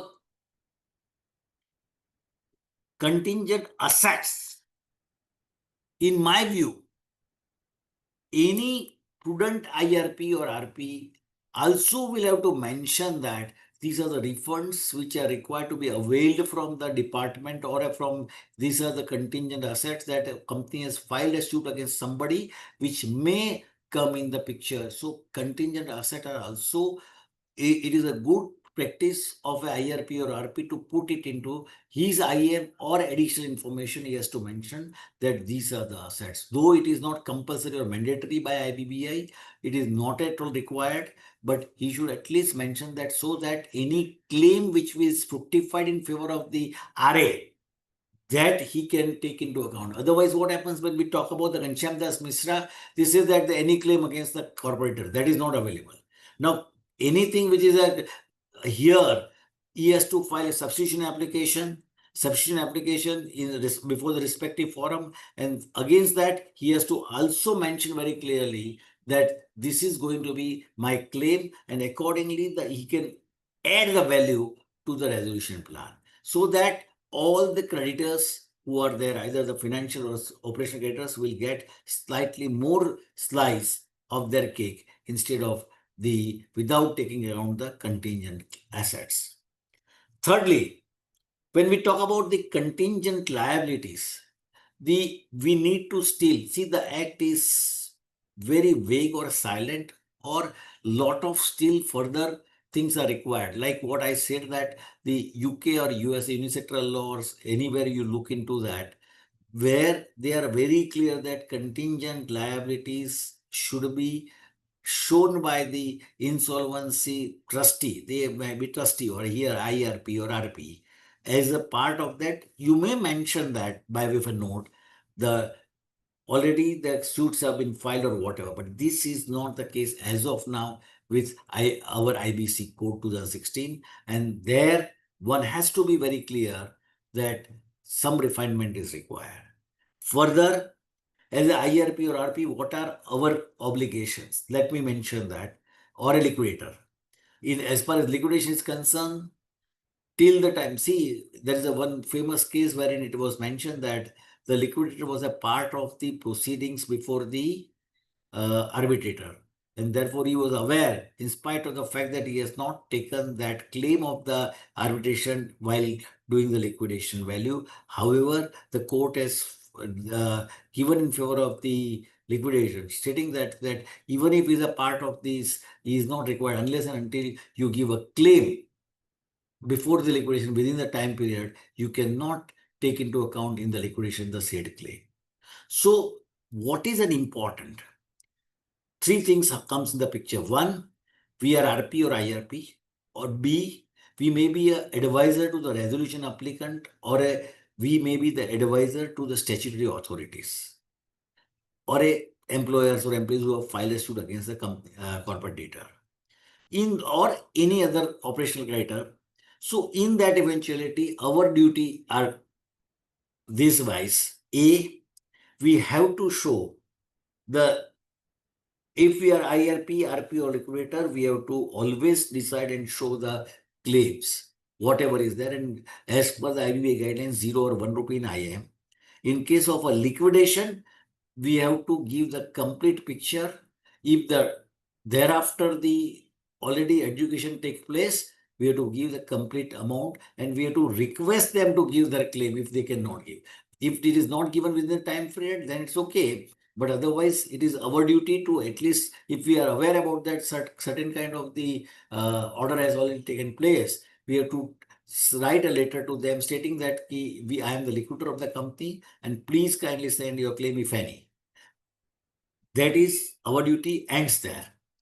Thereafter, if they will give the claim in the claim form, then it's okay. If they can't give, then you can say that I have written this. So my duty is over here and they have not come back to me on this, and therefore I am not added under section 50 while waterfall mechanism coming, or I have not paid anything to him because, or I have not admitted a claim.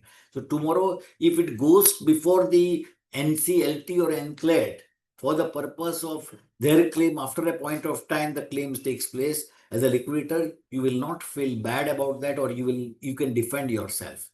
In case of IRP or RP also, you are supposed to, in my view, states that the CRP has started, moratorium has taken place, and therefore now anything is required to be adjudicated, the entire your claims are proceedings are suspended, but accordingly we are making your claim as 0 or 1 rupees. If such kind of communication goes, then you as RP or IRP are giving your duty, you're diligently completing your duty, and you will not be in trouble at any point of time. Any authorities will not give you at any point of that you have not done this or that, because I've seen that every time the judges of NCLT are always just making that why you are not doing this on RP or IRP. So as though RP is considered to be a officer of the court, it is always desirable that he has to be diligent in saying that these are the claims as per section 3 subsection 6. Disputed claims you may just give, and we are mentioning at 1 rupee or 0 rupees. So two ways your duty is complete. One, that you are accepting that claim at 0 or 1 rupee, therefore you are showing an IM, and therefore tomorrow the suspended the successful resolution applicant or a successful bidder will not come on you and say that you have not shown these particular aspects in your IM. So that is the first thing.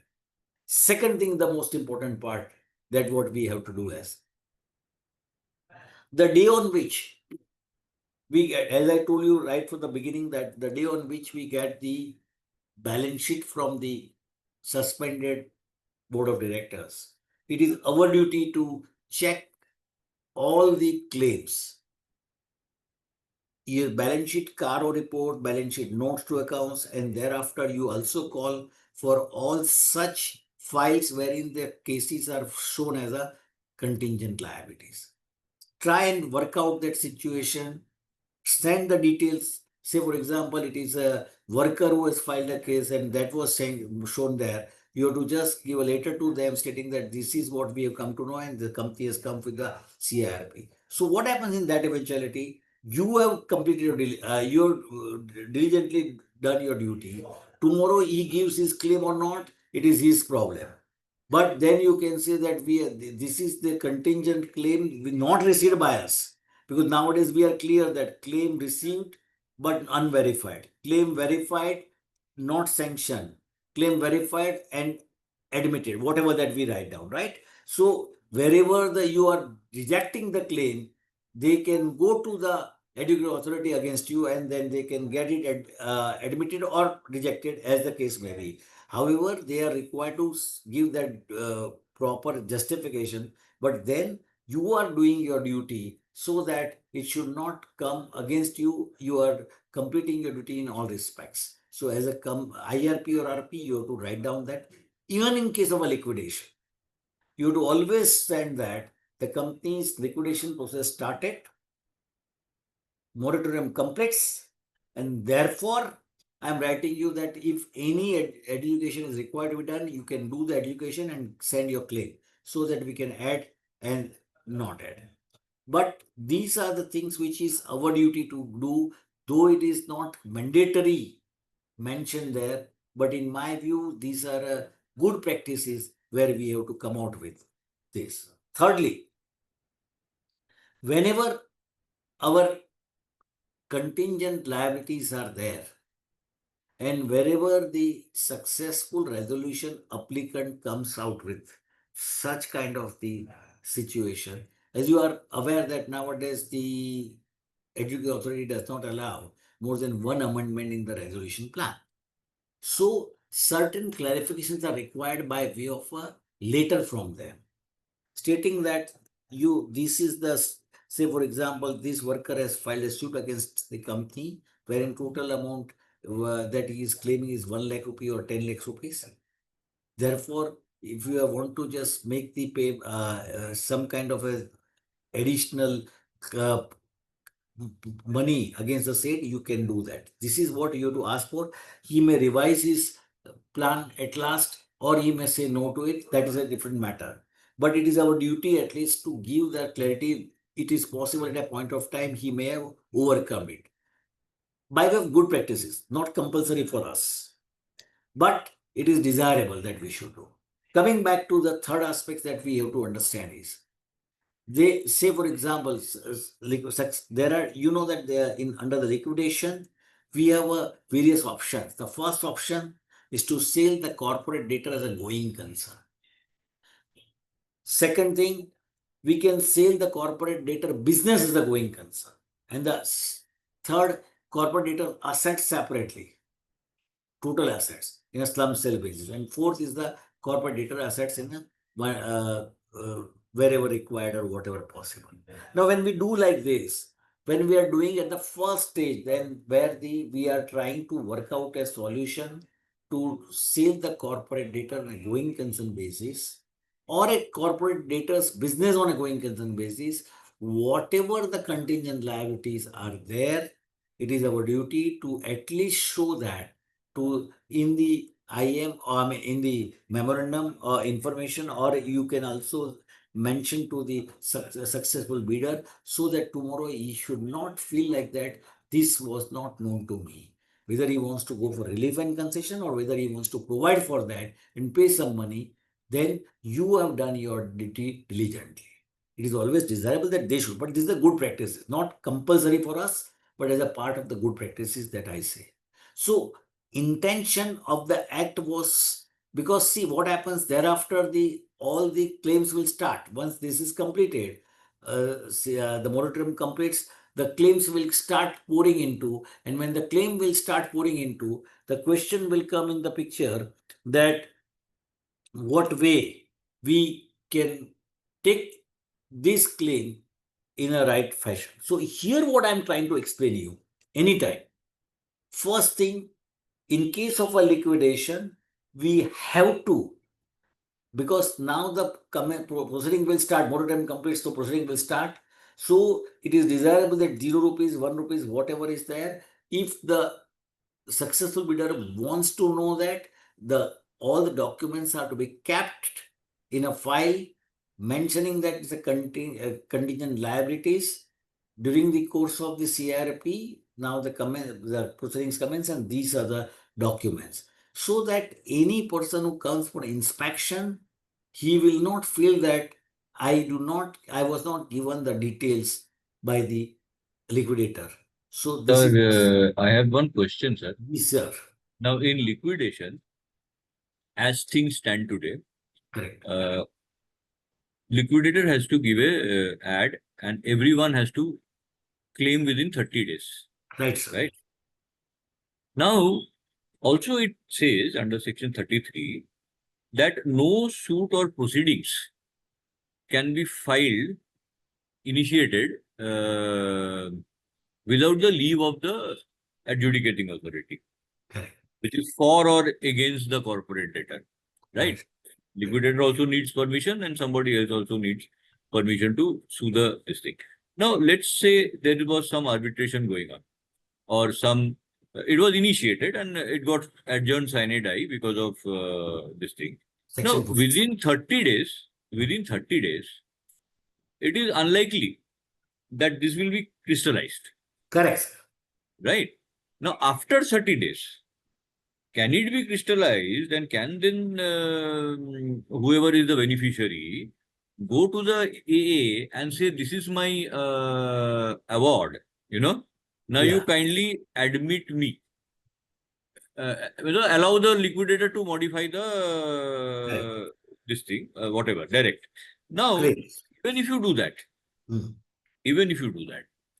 award of any tribunal or whatever will rank lower in the priority list Correct. as per section 53 Waterfall. mechanism. So my question is, since you are saying that as a liquidator, I will have to value the contingent liabilities, I would rather value the contingent assets rather than liabilities, right? Right. This is my doubt. Do I need to value the contingent liabilities? Fair value of contingent liability, what will I achieve out of it? Why will anyone... Sir, let me tell you very Huh. clearly. See, the IBBI amendment has clearly mentioned that you have to also take during the course of liquidation. I said in 2018's amendment that they have stated very clearly that you are supposed to take into account the claims through and you have to estimate through a registered valuer. Why? Because as you rightly said that person will go. It may be a lower or higher. I will not go for that. I'm just trying to just explain to you that in a general case, I've got 100 crore rupees claim, I'm going to get only 10 lakhs rupees out of that. But my claim should have been there in the liquidation process ultimately. And at that point of time, you are a successful bidder. You should know that claim is of 100 crore rupees, and there he is getting 10 lakhs rupees against the successful bidding of mine. So tomorrow it should not come that, say, if I'm taking as a going, you are taking as a going concern, and tomorrow I am a liquidator and you say that you have not disclosed these facts and now it comes to me, why should I pay for it? So as a liquidator, your responsibility, of course, you are not This supposed this is only for going concern, correct. not for piecemeal assets. Peaceful assets it doesn't require, or in case of if there is no asset, also it doesn't make any sense. But as I said, that it's a good practice as a liquidator. See, basically, what I was trying to explain here in this case, it is not required, it is not compulsory for you to take the actual amount and what is going to be the liability. However, you are just, even also any registered valuer, he is also doing on the basis of his estimates and judgment.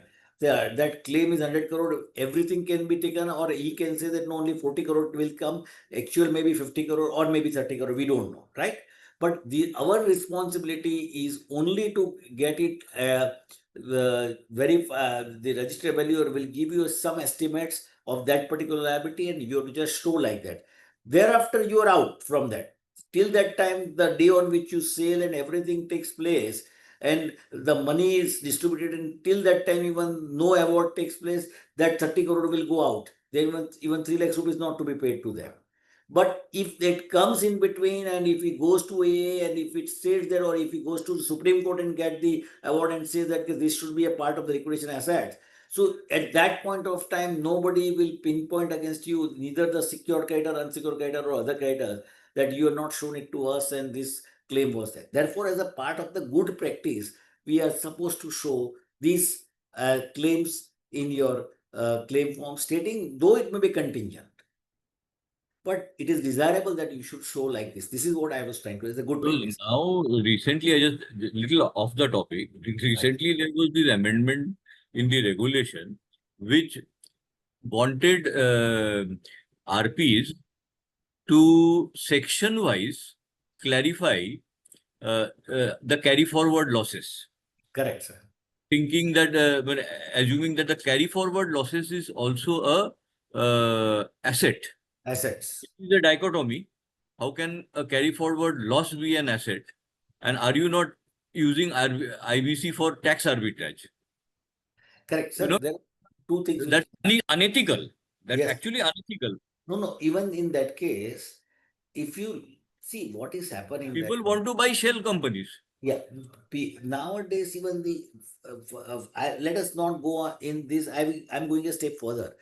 The department will put GAR, the provisions of GAR, general. They say that this is for the avoidance of tax that you have come in the picture. It is only a sham tax planning, and therefore why the GAR provision should not be taken, and therefore why should not it be disallowed? This is what the department does that.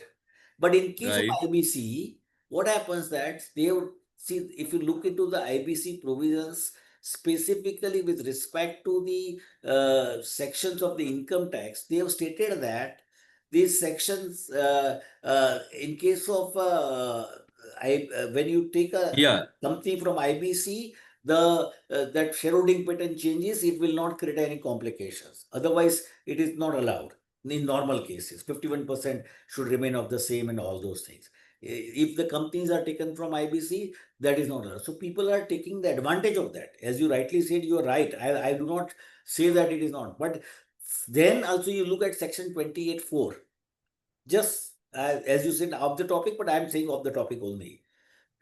28(4) of the Income Tax Act, which was amended in 2022 or 21, exactly, I don't remember. But yes, there they say that any credit of the company will be treated as the income of the company. Meaning thereby, if I have a 100 lakhs term loan, originally what I used to do is 20 lakhs rupees, I have done a settlement, and 80 crore rupees I am just crediting direct to general reserve without going through the balance sheet. And But why would you credit to the general reserve and not the capital I'm account? coming to that. General reserve or capital reserve, as the case may be. Because if it is a capital account, then this will not have applicable, na, that tax, what you are saying. Sir, that's what I'm telling you. No. Nowadays, what happens after this amendment? If it is going, if that 80 crore rupees, any credit, means unsecured loan, you pay lower, operational credit you pay lower. Originally, what was trade credit, only 41(1) was telling. Nowadays, any credit that they say is considered to be income of the company. So what happens? What is there in the actually this IBI amendment will not give a much better situation, because of the fact that originally it was like this, that I will consider it as a reserves, do not show it as the income of mine, because this is a term loan liability which reduced, or unsecured loan liability reduced. Now they say that any credit is to be treated as a income of the company. Section 28(4), you read it and you will find out that there is a lot of problem in that eventually. So now on the one hand, if I have a credit, and second is I have a credit for losses. So ultimately, there is not going to be much of the advantage to the successful resolution applicant. And therefore, what now the people are trying to do is that they try to convert that into the convertible preference shares, take up that preference shares at 0 rupees so that it is not to be treated as a credit of liability, and accordingly they try to do. But anyway, these are also not considered to be a what you call it as a practice which have been tested practice. The time will tell whether it is going to be good or not. No, so But supposing a term loan is nullified, rather, usually it's a term loan. Okay. yes, Now I have all the sanction letters yes, of the banks saying this is a term loan. correct. Against which I have 100 crore term loan, I am paying 20 crore, 80 crore is Written off. let us say the write-off to the banks. Now Correct. in this, if I put this 80 crore, Uh, reverse this, show this in the capital account. uh, Okay, capital asset का ये करके. So will I not, will it still attract that MAT or whatever the tax? yes. So if you route it through the profit and loss Capital account, when I'm recasting the balance sheet. correct. So what people are doing, they are preparing a restructuring account. And restructuring Okay. account, whatever is remaining will be transferred to capital reserve account. So they will not take into the profit and loss account. That's what I was trying to tell you. That is exactly what I'm also asking. Yeah. Because there's one live case I'm dealing with. In the resolution plan, it is written like that. But in that case also it is considered to be, even if you directly through a restructuring account, and then also the nowadays the act says that it is considered to be a income of the company. So on one hand 80 crore rupees saved is income, other hand there is a write-off of the asset that will be expenses, and ultimately losses, and there will not be much of an income remaining. So carry forward losses are almost gone in that area.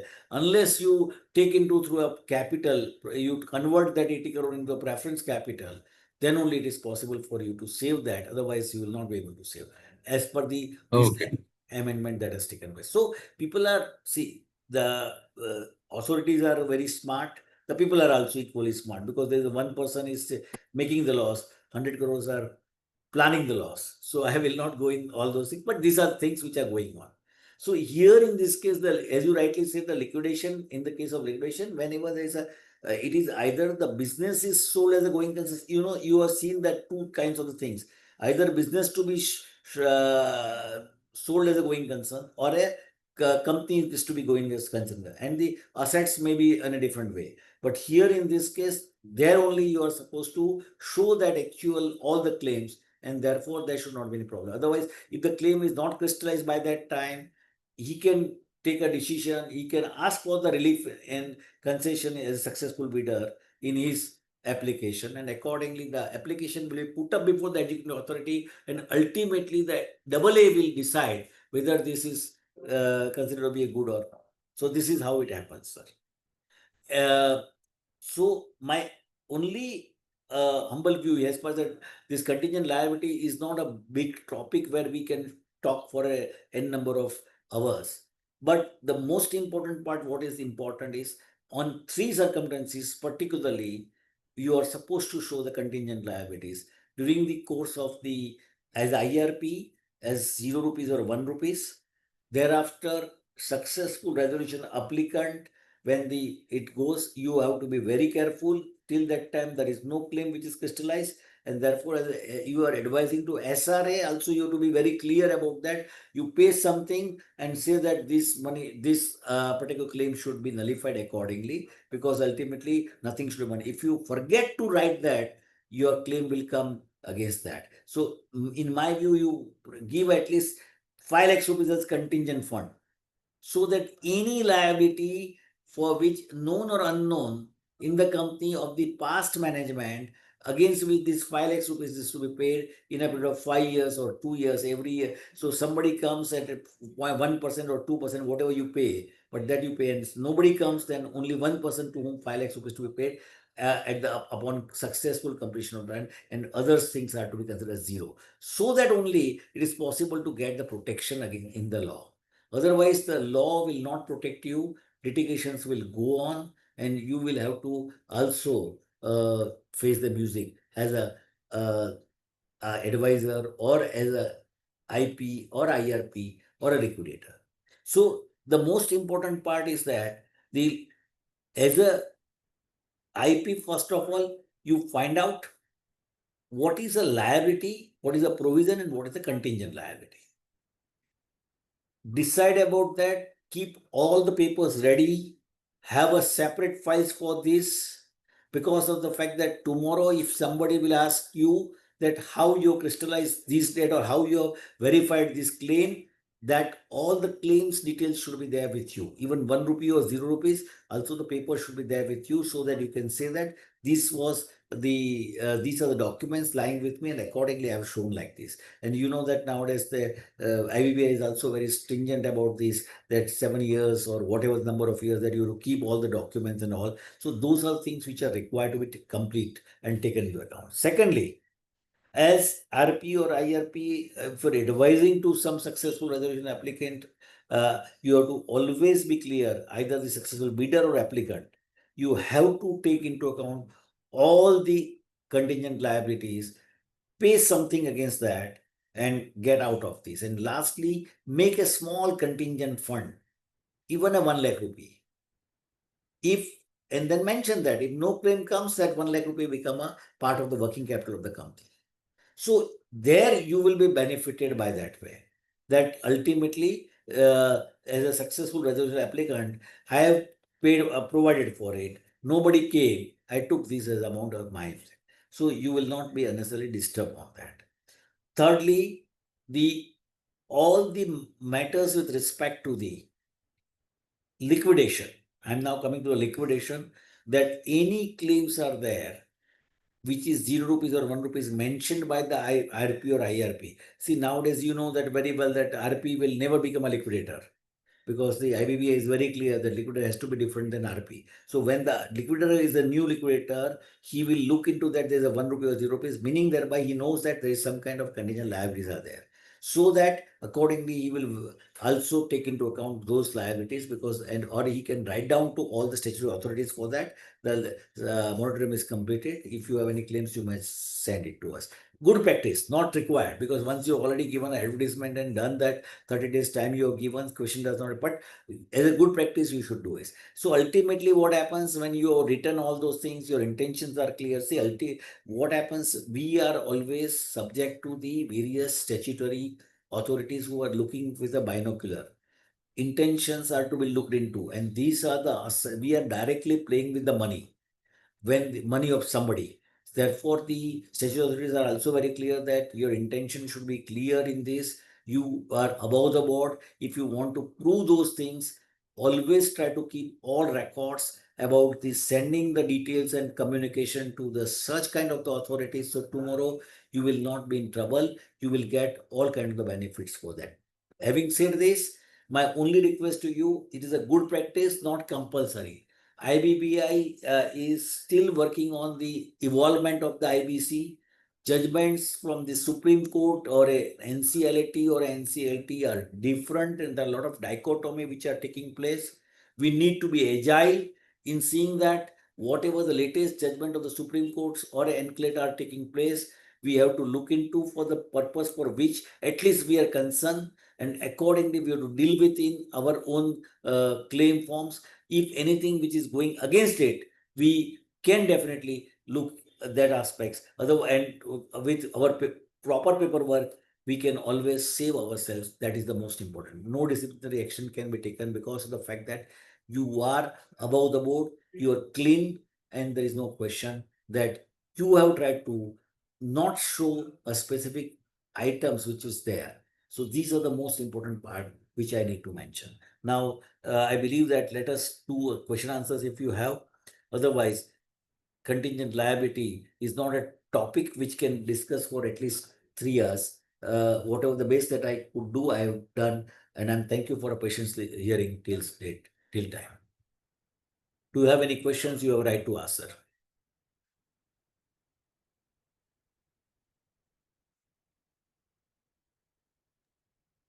Now, sir, one question, Yes, again, sir. slightly off the topic. Now, with these new amendments, Yes. Amendment Act, which has been proposed in the Parliament, Correct. now they are going to extend the Section 14 moratorium to liquidation also. Yes, sir. Okay. So, in such a case, again, this whole contingent liability issue, Yes. how will it pan out? Because if the moratorium is extended Correct. automatically, So this cannot be continued.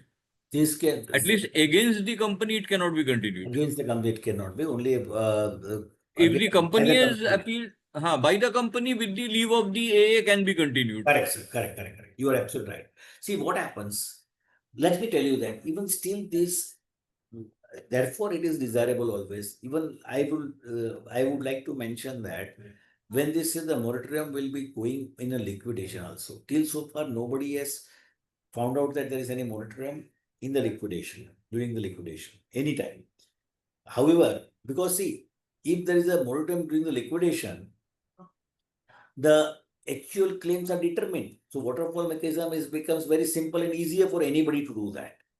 So again, there is going to be also either this amendment bill will be slightly revised in this case, or there may be after completing this, there may be some challenges under the Article 142 or whatever, and then they try to see to it that by hook or crook, at least during the course of liquidation, this moratorium, because see, ultimately the intention of the IBC is to revive the CD. Here, liquidation, the reviving of the CD does not arise. Either you sell it as a going concern, or you sell it as in a piecemeal way, the assets. So in that eventuality, the original things will not come to. Then why are you trying to just mention to me stating that there is a moratorium, and why could I, as a say income tax authority, cannot pass the order against them? So these are the things which will definitely come in the picture. Time will tell. This is going to be again challenge in my view, or they may modify before even they come out with this. But this is required that yes, this is the point which is the well taken, which should be deliberated properly, and then only the intention has to be mentioned. Like, see what is happening. If you look at the Income Tax Act, whenever they come with the budget, they always give the logic behind this. If you look at the logic of that, I do not find out that then all the claims against the company will go out. There is not going to be any suit will sustain with this amendment, and therefore the contingent liabilities will go as the without taking the seeing the light of the day, and they will be making zero only or 1 rupee. That's all. Nothing else happens. This is again a question mark. I agree with you. Because what they have been proposed, many things which to me also are good, but many things are like slightly impractical also. Correct. Because I had also raised the question about the 180-day timeline plus 90-day, where they are saying nothing after that it has to be dissolved. The whole issue is the litigations go on for eternity. Secondly, if the assets are attached under PMLA, you know, for years together they don't get released. Nothing, and then, so therefore the entire purpose So of the then 180 days plus 90 days के बाद क्या? They are not even given any right to the COC to decide to apply for an extension. Right. Beyond 180 days plus 90 days. Unless Language is very is, clear. unless you have gone to the enclave or and whatever the days that goes for this, only they are just deducting out of that, and the to the No, in the amendment will this specifically says, because see, I am handling liquidations where assets are attached by PMLA and ED. So it's taking a lot of time to get handover from ED even after getting an order from PMLA court, Correct. And it's taken more than 2 years, 3 years already. I agree with you, sir. And substantial assets. Oh So my. if it is a very big company, let's say Reliance Naval kind of a thing, Correct. or this thing, whereas multiple plants, multiple assets, how Multiple do you location. sell all that? Multiple location. How do you sell all of that within 180 days plus maximum 90 days with the challenges of some attachment or the other? Sir, So you are the absolutely. Sir, I am legislative. also facing the similar things. Actually, Uh, my matters have gone to Supreme Court. It is pending. ED has filed it there. And I have got relief from High Court, Bombay High Court, that the assets should be released. Means the SRA. It is Yes. being resolved. Now the SRA is running here and there for since last 2-3 years. And it is pending at Supreme Court. Now ED is saying that it is a fight between two departments of the government. And both the departments have been made party in my case. including the government of India. Now they are taking time that we are not able to decide which should prevail, whether PMLA should prevail or IBC should prevail. We are not able to decide that. Even Correct. This after is in Section 32A and resolution. all. This is in Yeah, resolution. resolution. Yes. No, so what happens, sir, there's one trick. There's one Yeah. trick which I can tell you. If ED will not try, they will definitely try not to allow 32A to be decided in favor of 32A by the Supreme Court. That is not in their interest because their power goes. Okay. So what Right. they are doing is they're actually entering into some kind of a consent law. Okay. Hmm. Particularly in liquidation, what they said in the Supreme Court, couple of cases of mine, they have done that. They said, okay, we don't mind, let the asset go, let the asset be, we are relinquishing the asset, let the proceeds of the asset remain in a kind of a escrow account or in the court, and then finally, as per the outcome, we will decide. Let the buyer go free. So Buyer then should not be the suffered. litigation remains, no? Then No, but No, that is against the litigation banker, will no? continue. no, That is that against the was banker. You don't have to sir, do anything. yes, Manoj, what Hmm. sir is saying is, in that eventuality, you are out, means SRA is out. SRA will get his assets. He pays the money and is out. He will put the money into a separate bank account, which will not be Hmm. distributed by the bank COC. But in my case, Supreme Court has said that we want to decide this matter once for all. So they are pressurizing ED to come and represent the matter. But ED is taking time since last वो 1.5 नहीं करेगा sir, years. वो नहीं करेगा, वो नहीं हाँ, वो करेगा. टाइम ले रहा है. आज तुषार मेहता अवेलेबल नहीं है, आज ये अवेलेबल नहीं है, बोल बोल हाँ, के वो नहीं करेगा, वो जस्ट नहीं स्टार्ट करेगा, टेकिंग टाइम. क्योंकि हाँ अगर 32A अपहोल्ड हो गया, हाँ, हाँ आप समझो कि ईडी का आधे के ऊपर पावर चला गया. हाँ. and it is going to वही और वही बात है. 32A को वो लोग सुप्रीम कोर्ट से नहीं होने दे रहे हैं. इन माई मैटर हाँ, Shivcharan high court has done this, Bombay high court. तो शिवचरण में वो कर दिया है, मगर ऊपर वो सुप्रीम कोर्ट में नहीं करने दे रहे हैं. आई नहीं डोंट करने नो. दे रहे, सुप्रीम कोर्ट में वो नहीं करने दे रहे. अल्टीमेटली वो वही government will have to decide ना. अभी देखो अमेंडमेंट में भी सेक्शन 30 अमेंडमेंट में सब कुछ सेक्शन नहीं है ना 4 सर, 5 नहीं, पर अमेंडमेंट में 30 सब 32 सेक्शन में कैसा है? नहीं. 32A में नहीं है, 30 में तो है ना. 30 में ऐड कर दिया कि even if this cases are there that will be closed after resolution plan is approved. 30 में देखिए ना अमेंडमेंट्स है. but हाँ, सर पीएमएलए की बात कहाँ की है? हाँ, पीएमएलए की स्पेसिफिक बात नहीं की है. Correct. बात वही उसके प्रॉब्लम लिए है, तो हम लोग वो 32A पे ही क्रिमिनल एक्ट है ना. डिपेंडेंट है. See, वो तो हाँ क्रिमिनल एक्ट है ना, तो उधर ही प्रॉब्लम है हाँ. सर. वो अभी भी, जैसे अभी हमारा एक केस हुआ लिक्विडेशन में, तो हम्म, उसमें lenders and ED got into agreement, okay, hmm, कि ठीक है, हम लोग आप मोनेटाइज करने दीजिए और उसको हम्म, फिर हम लोग एक कोर्ट के पास रख देते हैं as a FD, in favour of the hmm, court receiver, hmm, मतलब not that registrar, court registrar. Hmm, and वही मैं अभी कर रहा हूँ. ठीक है, this is hmm. The case of Gitanjali gems, या जिसका मैं आई नो सर. लिक्विडेटर हूँ. हाँ हाँ, मालूम है तो सर.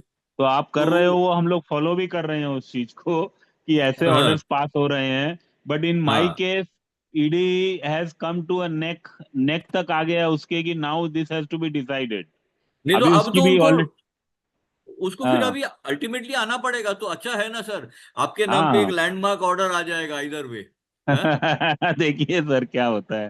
कुछ अगर ऑर्डर एट द आता है एक्सपेंस नाम of the RA, at the expense of the RA, very unfortunately, at the expense of the RA, and the fact is that money is stuck up. The stuck. the asset is stuck up. Even Right. After resolution 2-2 साल हो गए resolution complete हुए. 2-2 साल से stock जो asset जो पड़ी हुई है, रियल एस्टेट कंपनी है, एसेट पड़ी हुई है, they are not able to use it. तो So what in is the that use. eventuality, the purpose of the IBC is not frustrated. Totally defeated, या totally defeated sir, totally totally defeated. Defeated. वही बात है. Late us सी sir क्या होता है. It has come to an age actually. Already जितना dates ले सकते थे ले लिया. सुप्रीम कोर्ट ने बोला कि we will not give further dates. All these things has happened but still it is going तो ऑन. अच्छा है, सब अच्छा है, थैंक गॉड. मतलब अगर ऐसा एक ऑर्डर आ जाए और वो 32A हम्म. के फेवर में आ जाए, तब तो हाँ सबके लिए अच्छा हो जाएगा. Sir, हाँ, therefore वो we क्लैरिटी do आ not जाएगी want. सर. एटलीस्ट गवर्नमेंट को क्लैरिटी देनी चाहिए भाई. आप किसके थ्रू जाना चाहते हो. You want to go through PMLA, go through PMLA. but you Yes. decide once, na? Not कुछ only भी decide PML, करो ना एक. all these three forums, so CBI and ED and NIA, they should be restricted to attach the properties of wood. Or else SRE is suffering a lot. That is सही there बात in the है. act, sir, but they are still going and doing it. I'll tell you in liquidation, in Gitanjali case only, since I named the case. Okay. Now, वहां पे क्या हुआ? After the liquidation, Yeah. they realized कि एक asset तो हमने attach किया ही नहीं था. ठीक है. Coincidentally discovered. Any which way all the records are with them. मेरे को सारा रिकॉर्ड्स दे नहीं रहे. जैसे कि मेरे पास कितना सम गॉडडैम इतना टीबी है डेटा, तुम लेके जाओ. कैसे लेके जाओगे? किसी को बोला आप दो मेरे को, किसी को मैं भेजता हूँ कॉपी करने के लिए, है ना? तो वो भी नहीं टाइम दे रहे. मैं बोला मेरे को भी तो फॉरेंसिक ऑडिट कराना पड़ेगा. तो बोला नहीं सही नहीं. बात. तो बोला नहीं वो ठीक है, आप कोर्ट से ऑर्डर ले आओ. तब कोर्ट से कहाँ से क्या ऑर्डर आएगा? एनसीएलटी तो टिपिकली ऑर्डर देता नहीं है ईडी के खिलाफ. एनसीएलटी नहीं देता है, एनसीएलटी नहीं देता. नाउ क्वेश्चन इज, उसने एक एसेट रियलाइज किया कि यार ये तो मैंने अटैच किए ही नहीं थे. अब उसने अटैच करने का मेरे को नोटिस दिया. ठीक है. मैंने उसको अपोज किया ऑन 32A बेसिस कि भाई अब तो ये है, आप अटैच नहीं कर सकते हो. बट समहाउ ही went to PMLA appellate authority. Appellate authority mechanically confirmed it. Sorry, that is sorry, his adjudicating officer जो है वो ऑटोमेटिकली वो कंफर्म कर दिया, very mechanically. Despite hearing all my submissions, they still and now I have to run to the PMLA court. Best part is in PMLA court he has not even filed a complaint. तो जब तक वो complain नहीं file करेगा ECIR जो भी करता है, तब तक मैं उसमें कोई सेक्शन 8 सबसेक्शन 8 में एप्लीकेशन भी नहीं लगा पाऊंगा.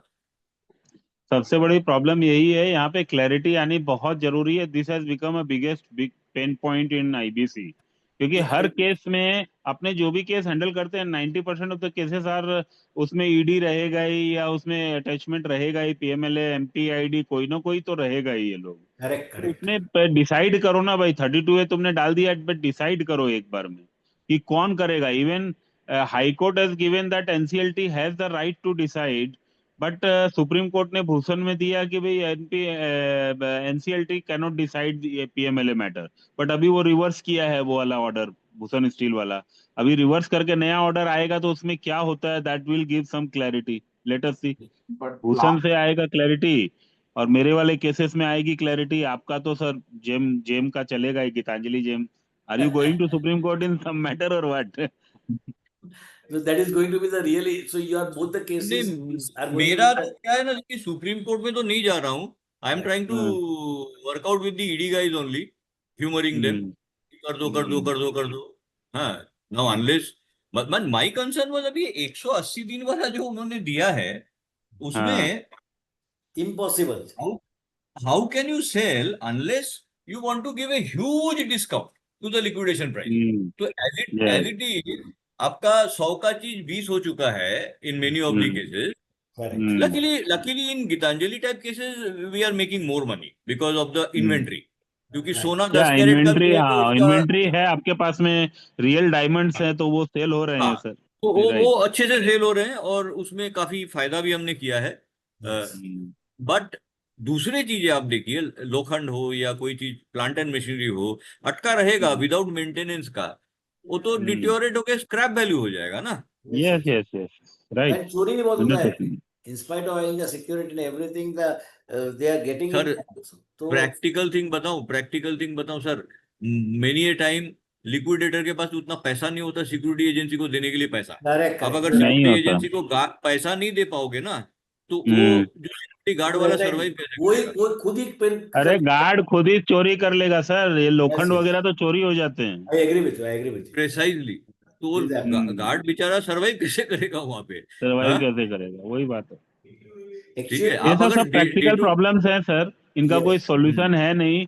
But liability comes on the person who is on the chair, that is IP.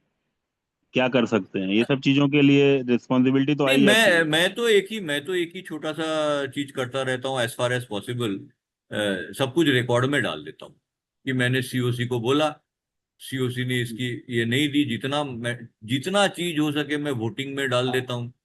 So हाँ, it is good practice, very good practice. Almost everything, because एक बार क्या हुआ था कि I faced A what you call disciplinary this thing because of inspection, सब छोटे छोटे technical चीजों के लिए हुआ था।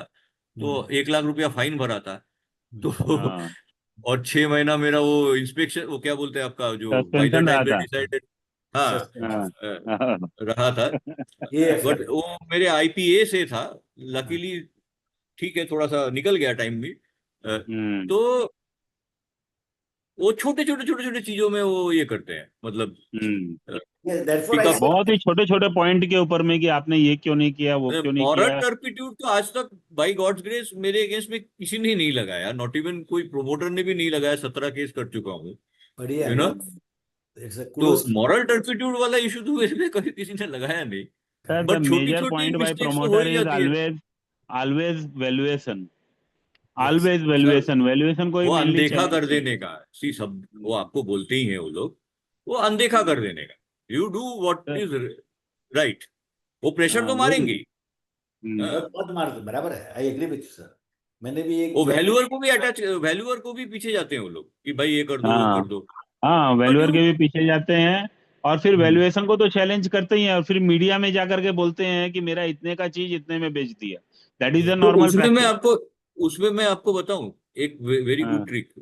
मेरी मेरी पॉलिसी है भाई साहब, ये इसमें यू मे एग्री और may not agree. I would rather over value then under value, और even give a practical value. Okay, नहीं, नहीं, over value and under value नहीं सर। नाउ मैं इफ आपको क्या बोलता समथिंग इज हूँ, सोल्ड अगर आउट। अगर सौ सौ का चीज मैं आपको बताऊं, एक 100 का चीज अगर आज आप एक्चुअली प्रैक्टिकली देखोगे, वो 80 में ही बिकेगा या 40 यस, में हाँ, बिकेगा। 40 में हाँ, भी प्रैक्टिकली देखोगे तो आप, ठीक आई है ना। एग्री। आपने अगर 40 की वैल्यू लगाई ना, हाँ, हम्म, प्रोमोटर जाके बोलेगा मेरी 100 की चीज 40 में बेच दी, ठीक है। हाँ। सही है। नहीं, नहीं, तो वो तो क्वेश्चन है आपका सर। हमारे यहाँ मैं क्वेश्चन फेयर ही वैल्यू अलग में आता शुरू है। करता हूँ। प्रोमोटर बोलता है मेरा 16,000 करोड़ का चीज 1,000 करोड़ में बेच दी।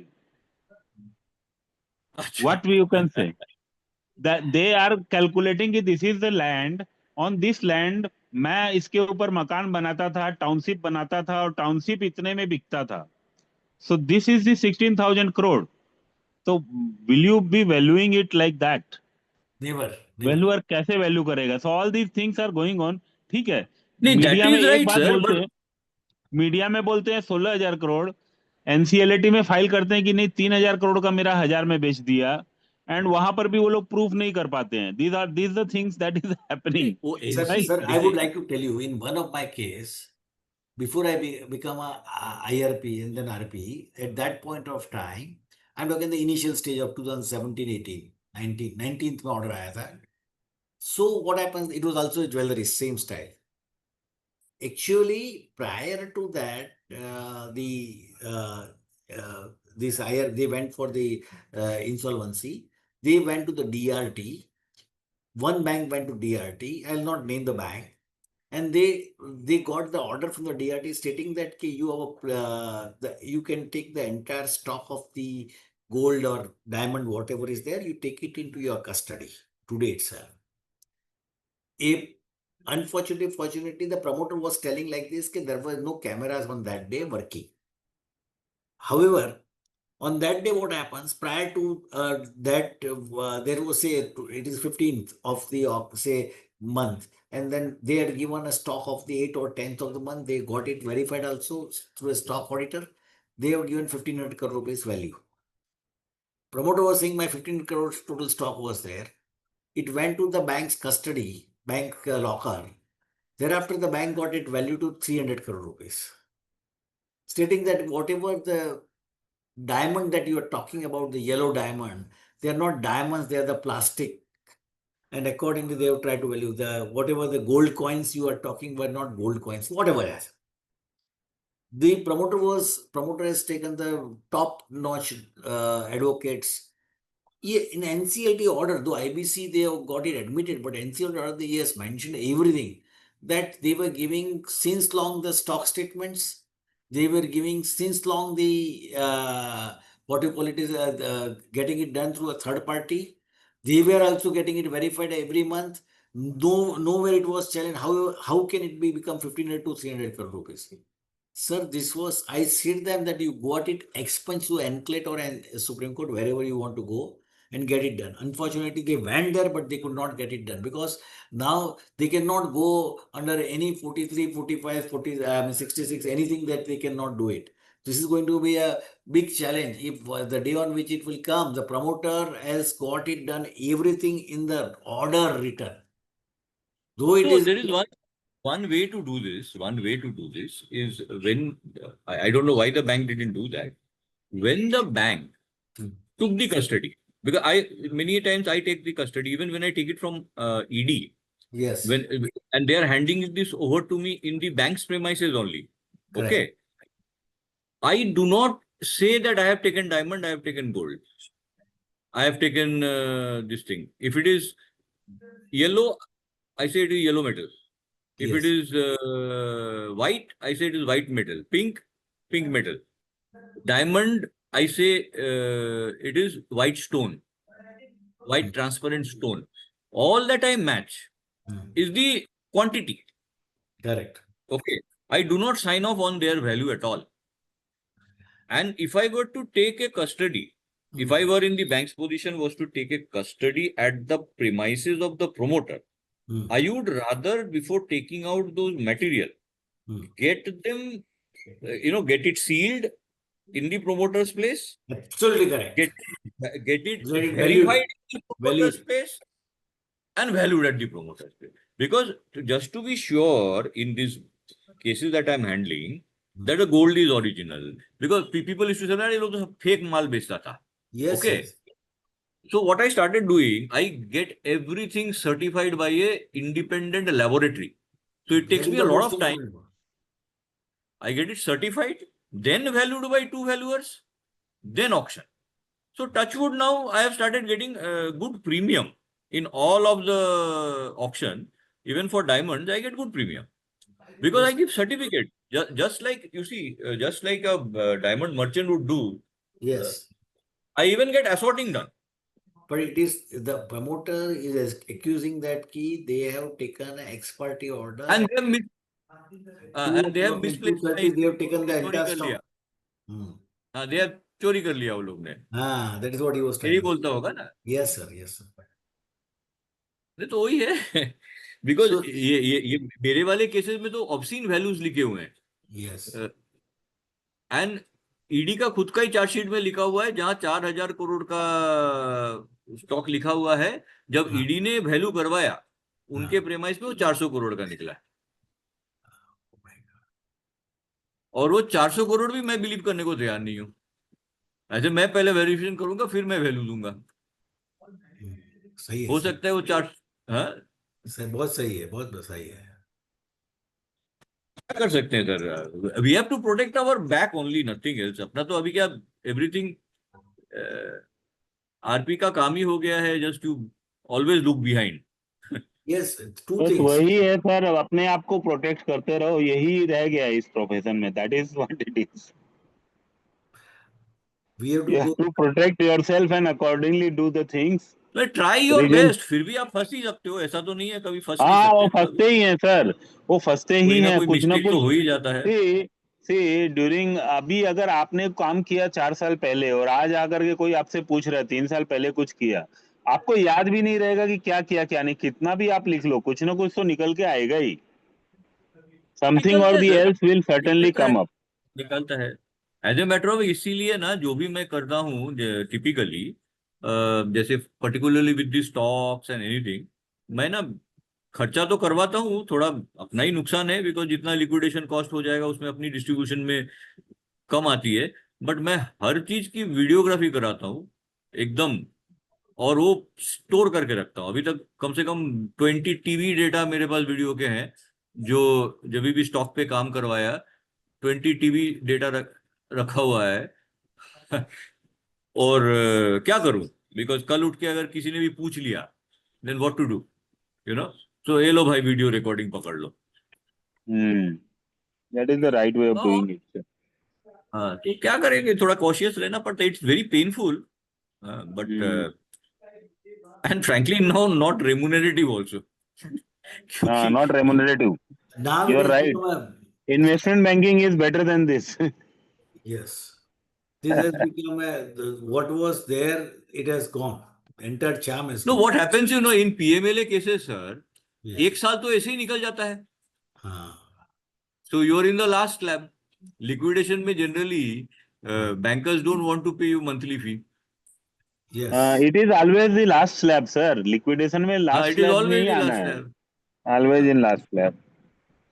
तो लास्ट स्लैब में आप अभी समझो, मैं जितना आपको बोला इतना सब मेहनत करता हूँ तो लास्ट स्लैब में I have already like in fire star 300 crore के ऊपर मैंने इन्वेंट्री वगैरह सब बेच के निकाल दिया अभी तक, और आधे के ऊपर अभी पड़े हुए हैं.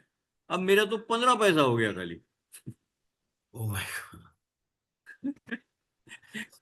So आधा these, परसेंट तो कोई एक रियल एस्टेट ब्रोकर भी कमा लेता है सही है, बहुत सही है. Without any liability. Without any liability, but अपना ऐसा हो गया. And we are always questionable. We are always vulnerable to everyone. See, everyone looks at from the by way of the glasses, magnifying glasses, and always they have a doubt on the all the IPs and RPs or liquidators that they are playing with the public money and they are making the money. See, today you are Including, gonna most did not. sadly, even the adjudicating authority. Look, Yes, we are supposed to be their officers. You correct. take a 19-2 application, they will look at you with a lot of doubt saying, तूने क्या किया? They ask you 10 तुम ऐसे ही questions uh to जाते you. हो. हैं? They ask 10 questions to you. हाँ.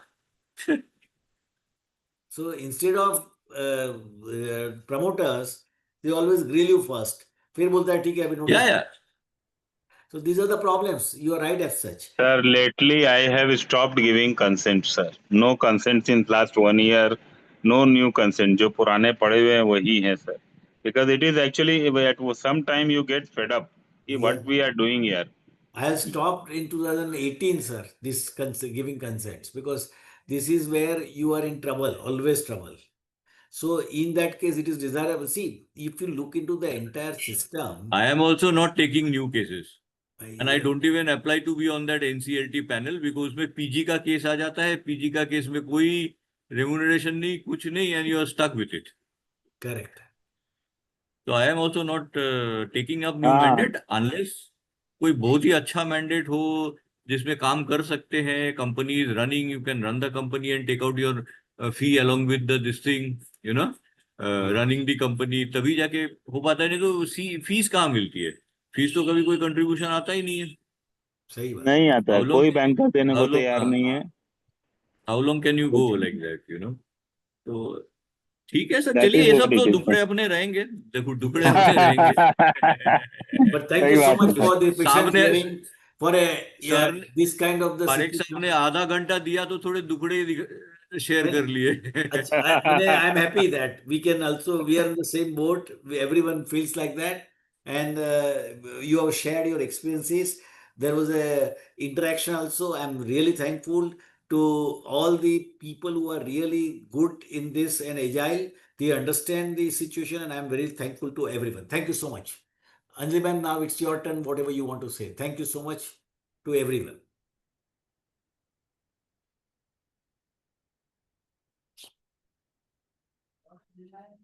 I'm just talking to Anjali ma'am to come back.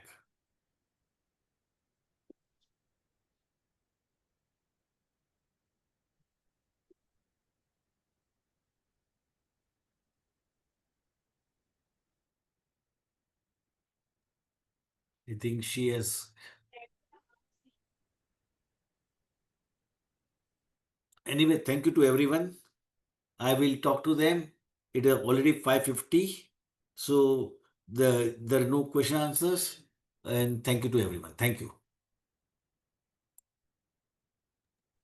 Thank you Thank very you, much, sir. sir. Thank you.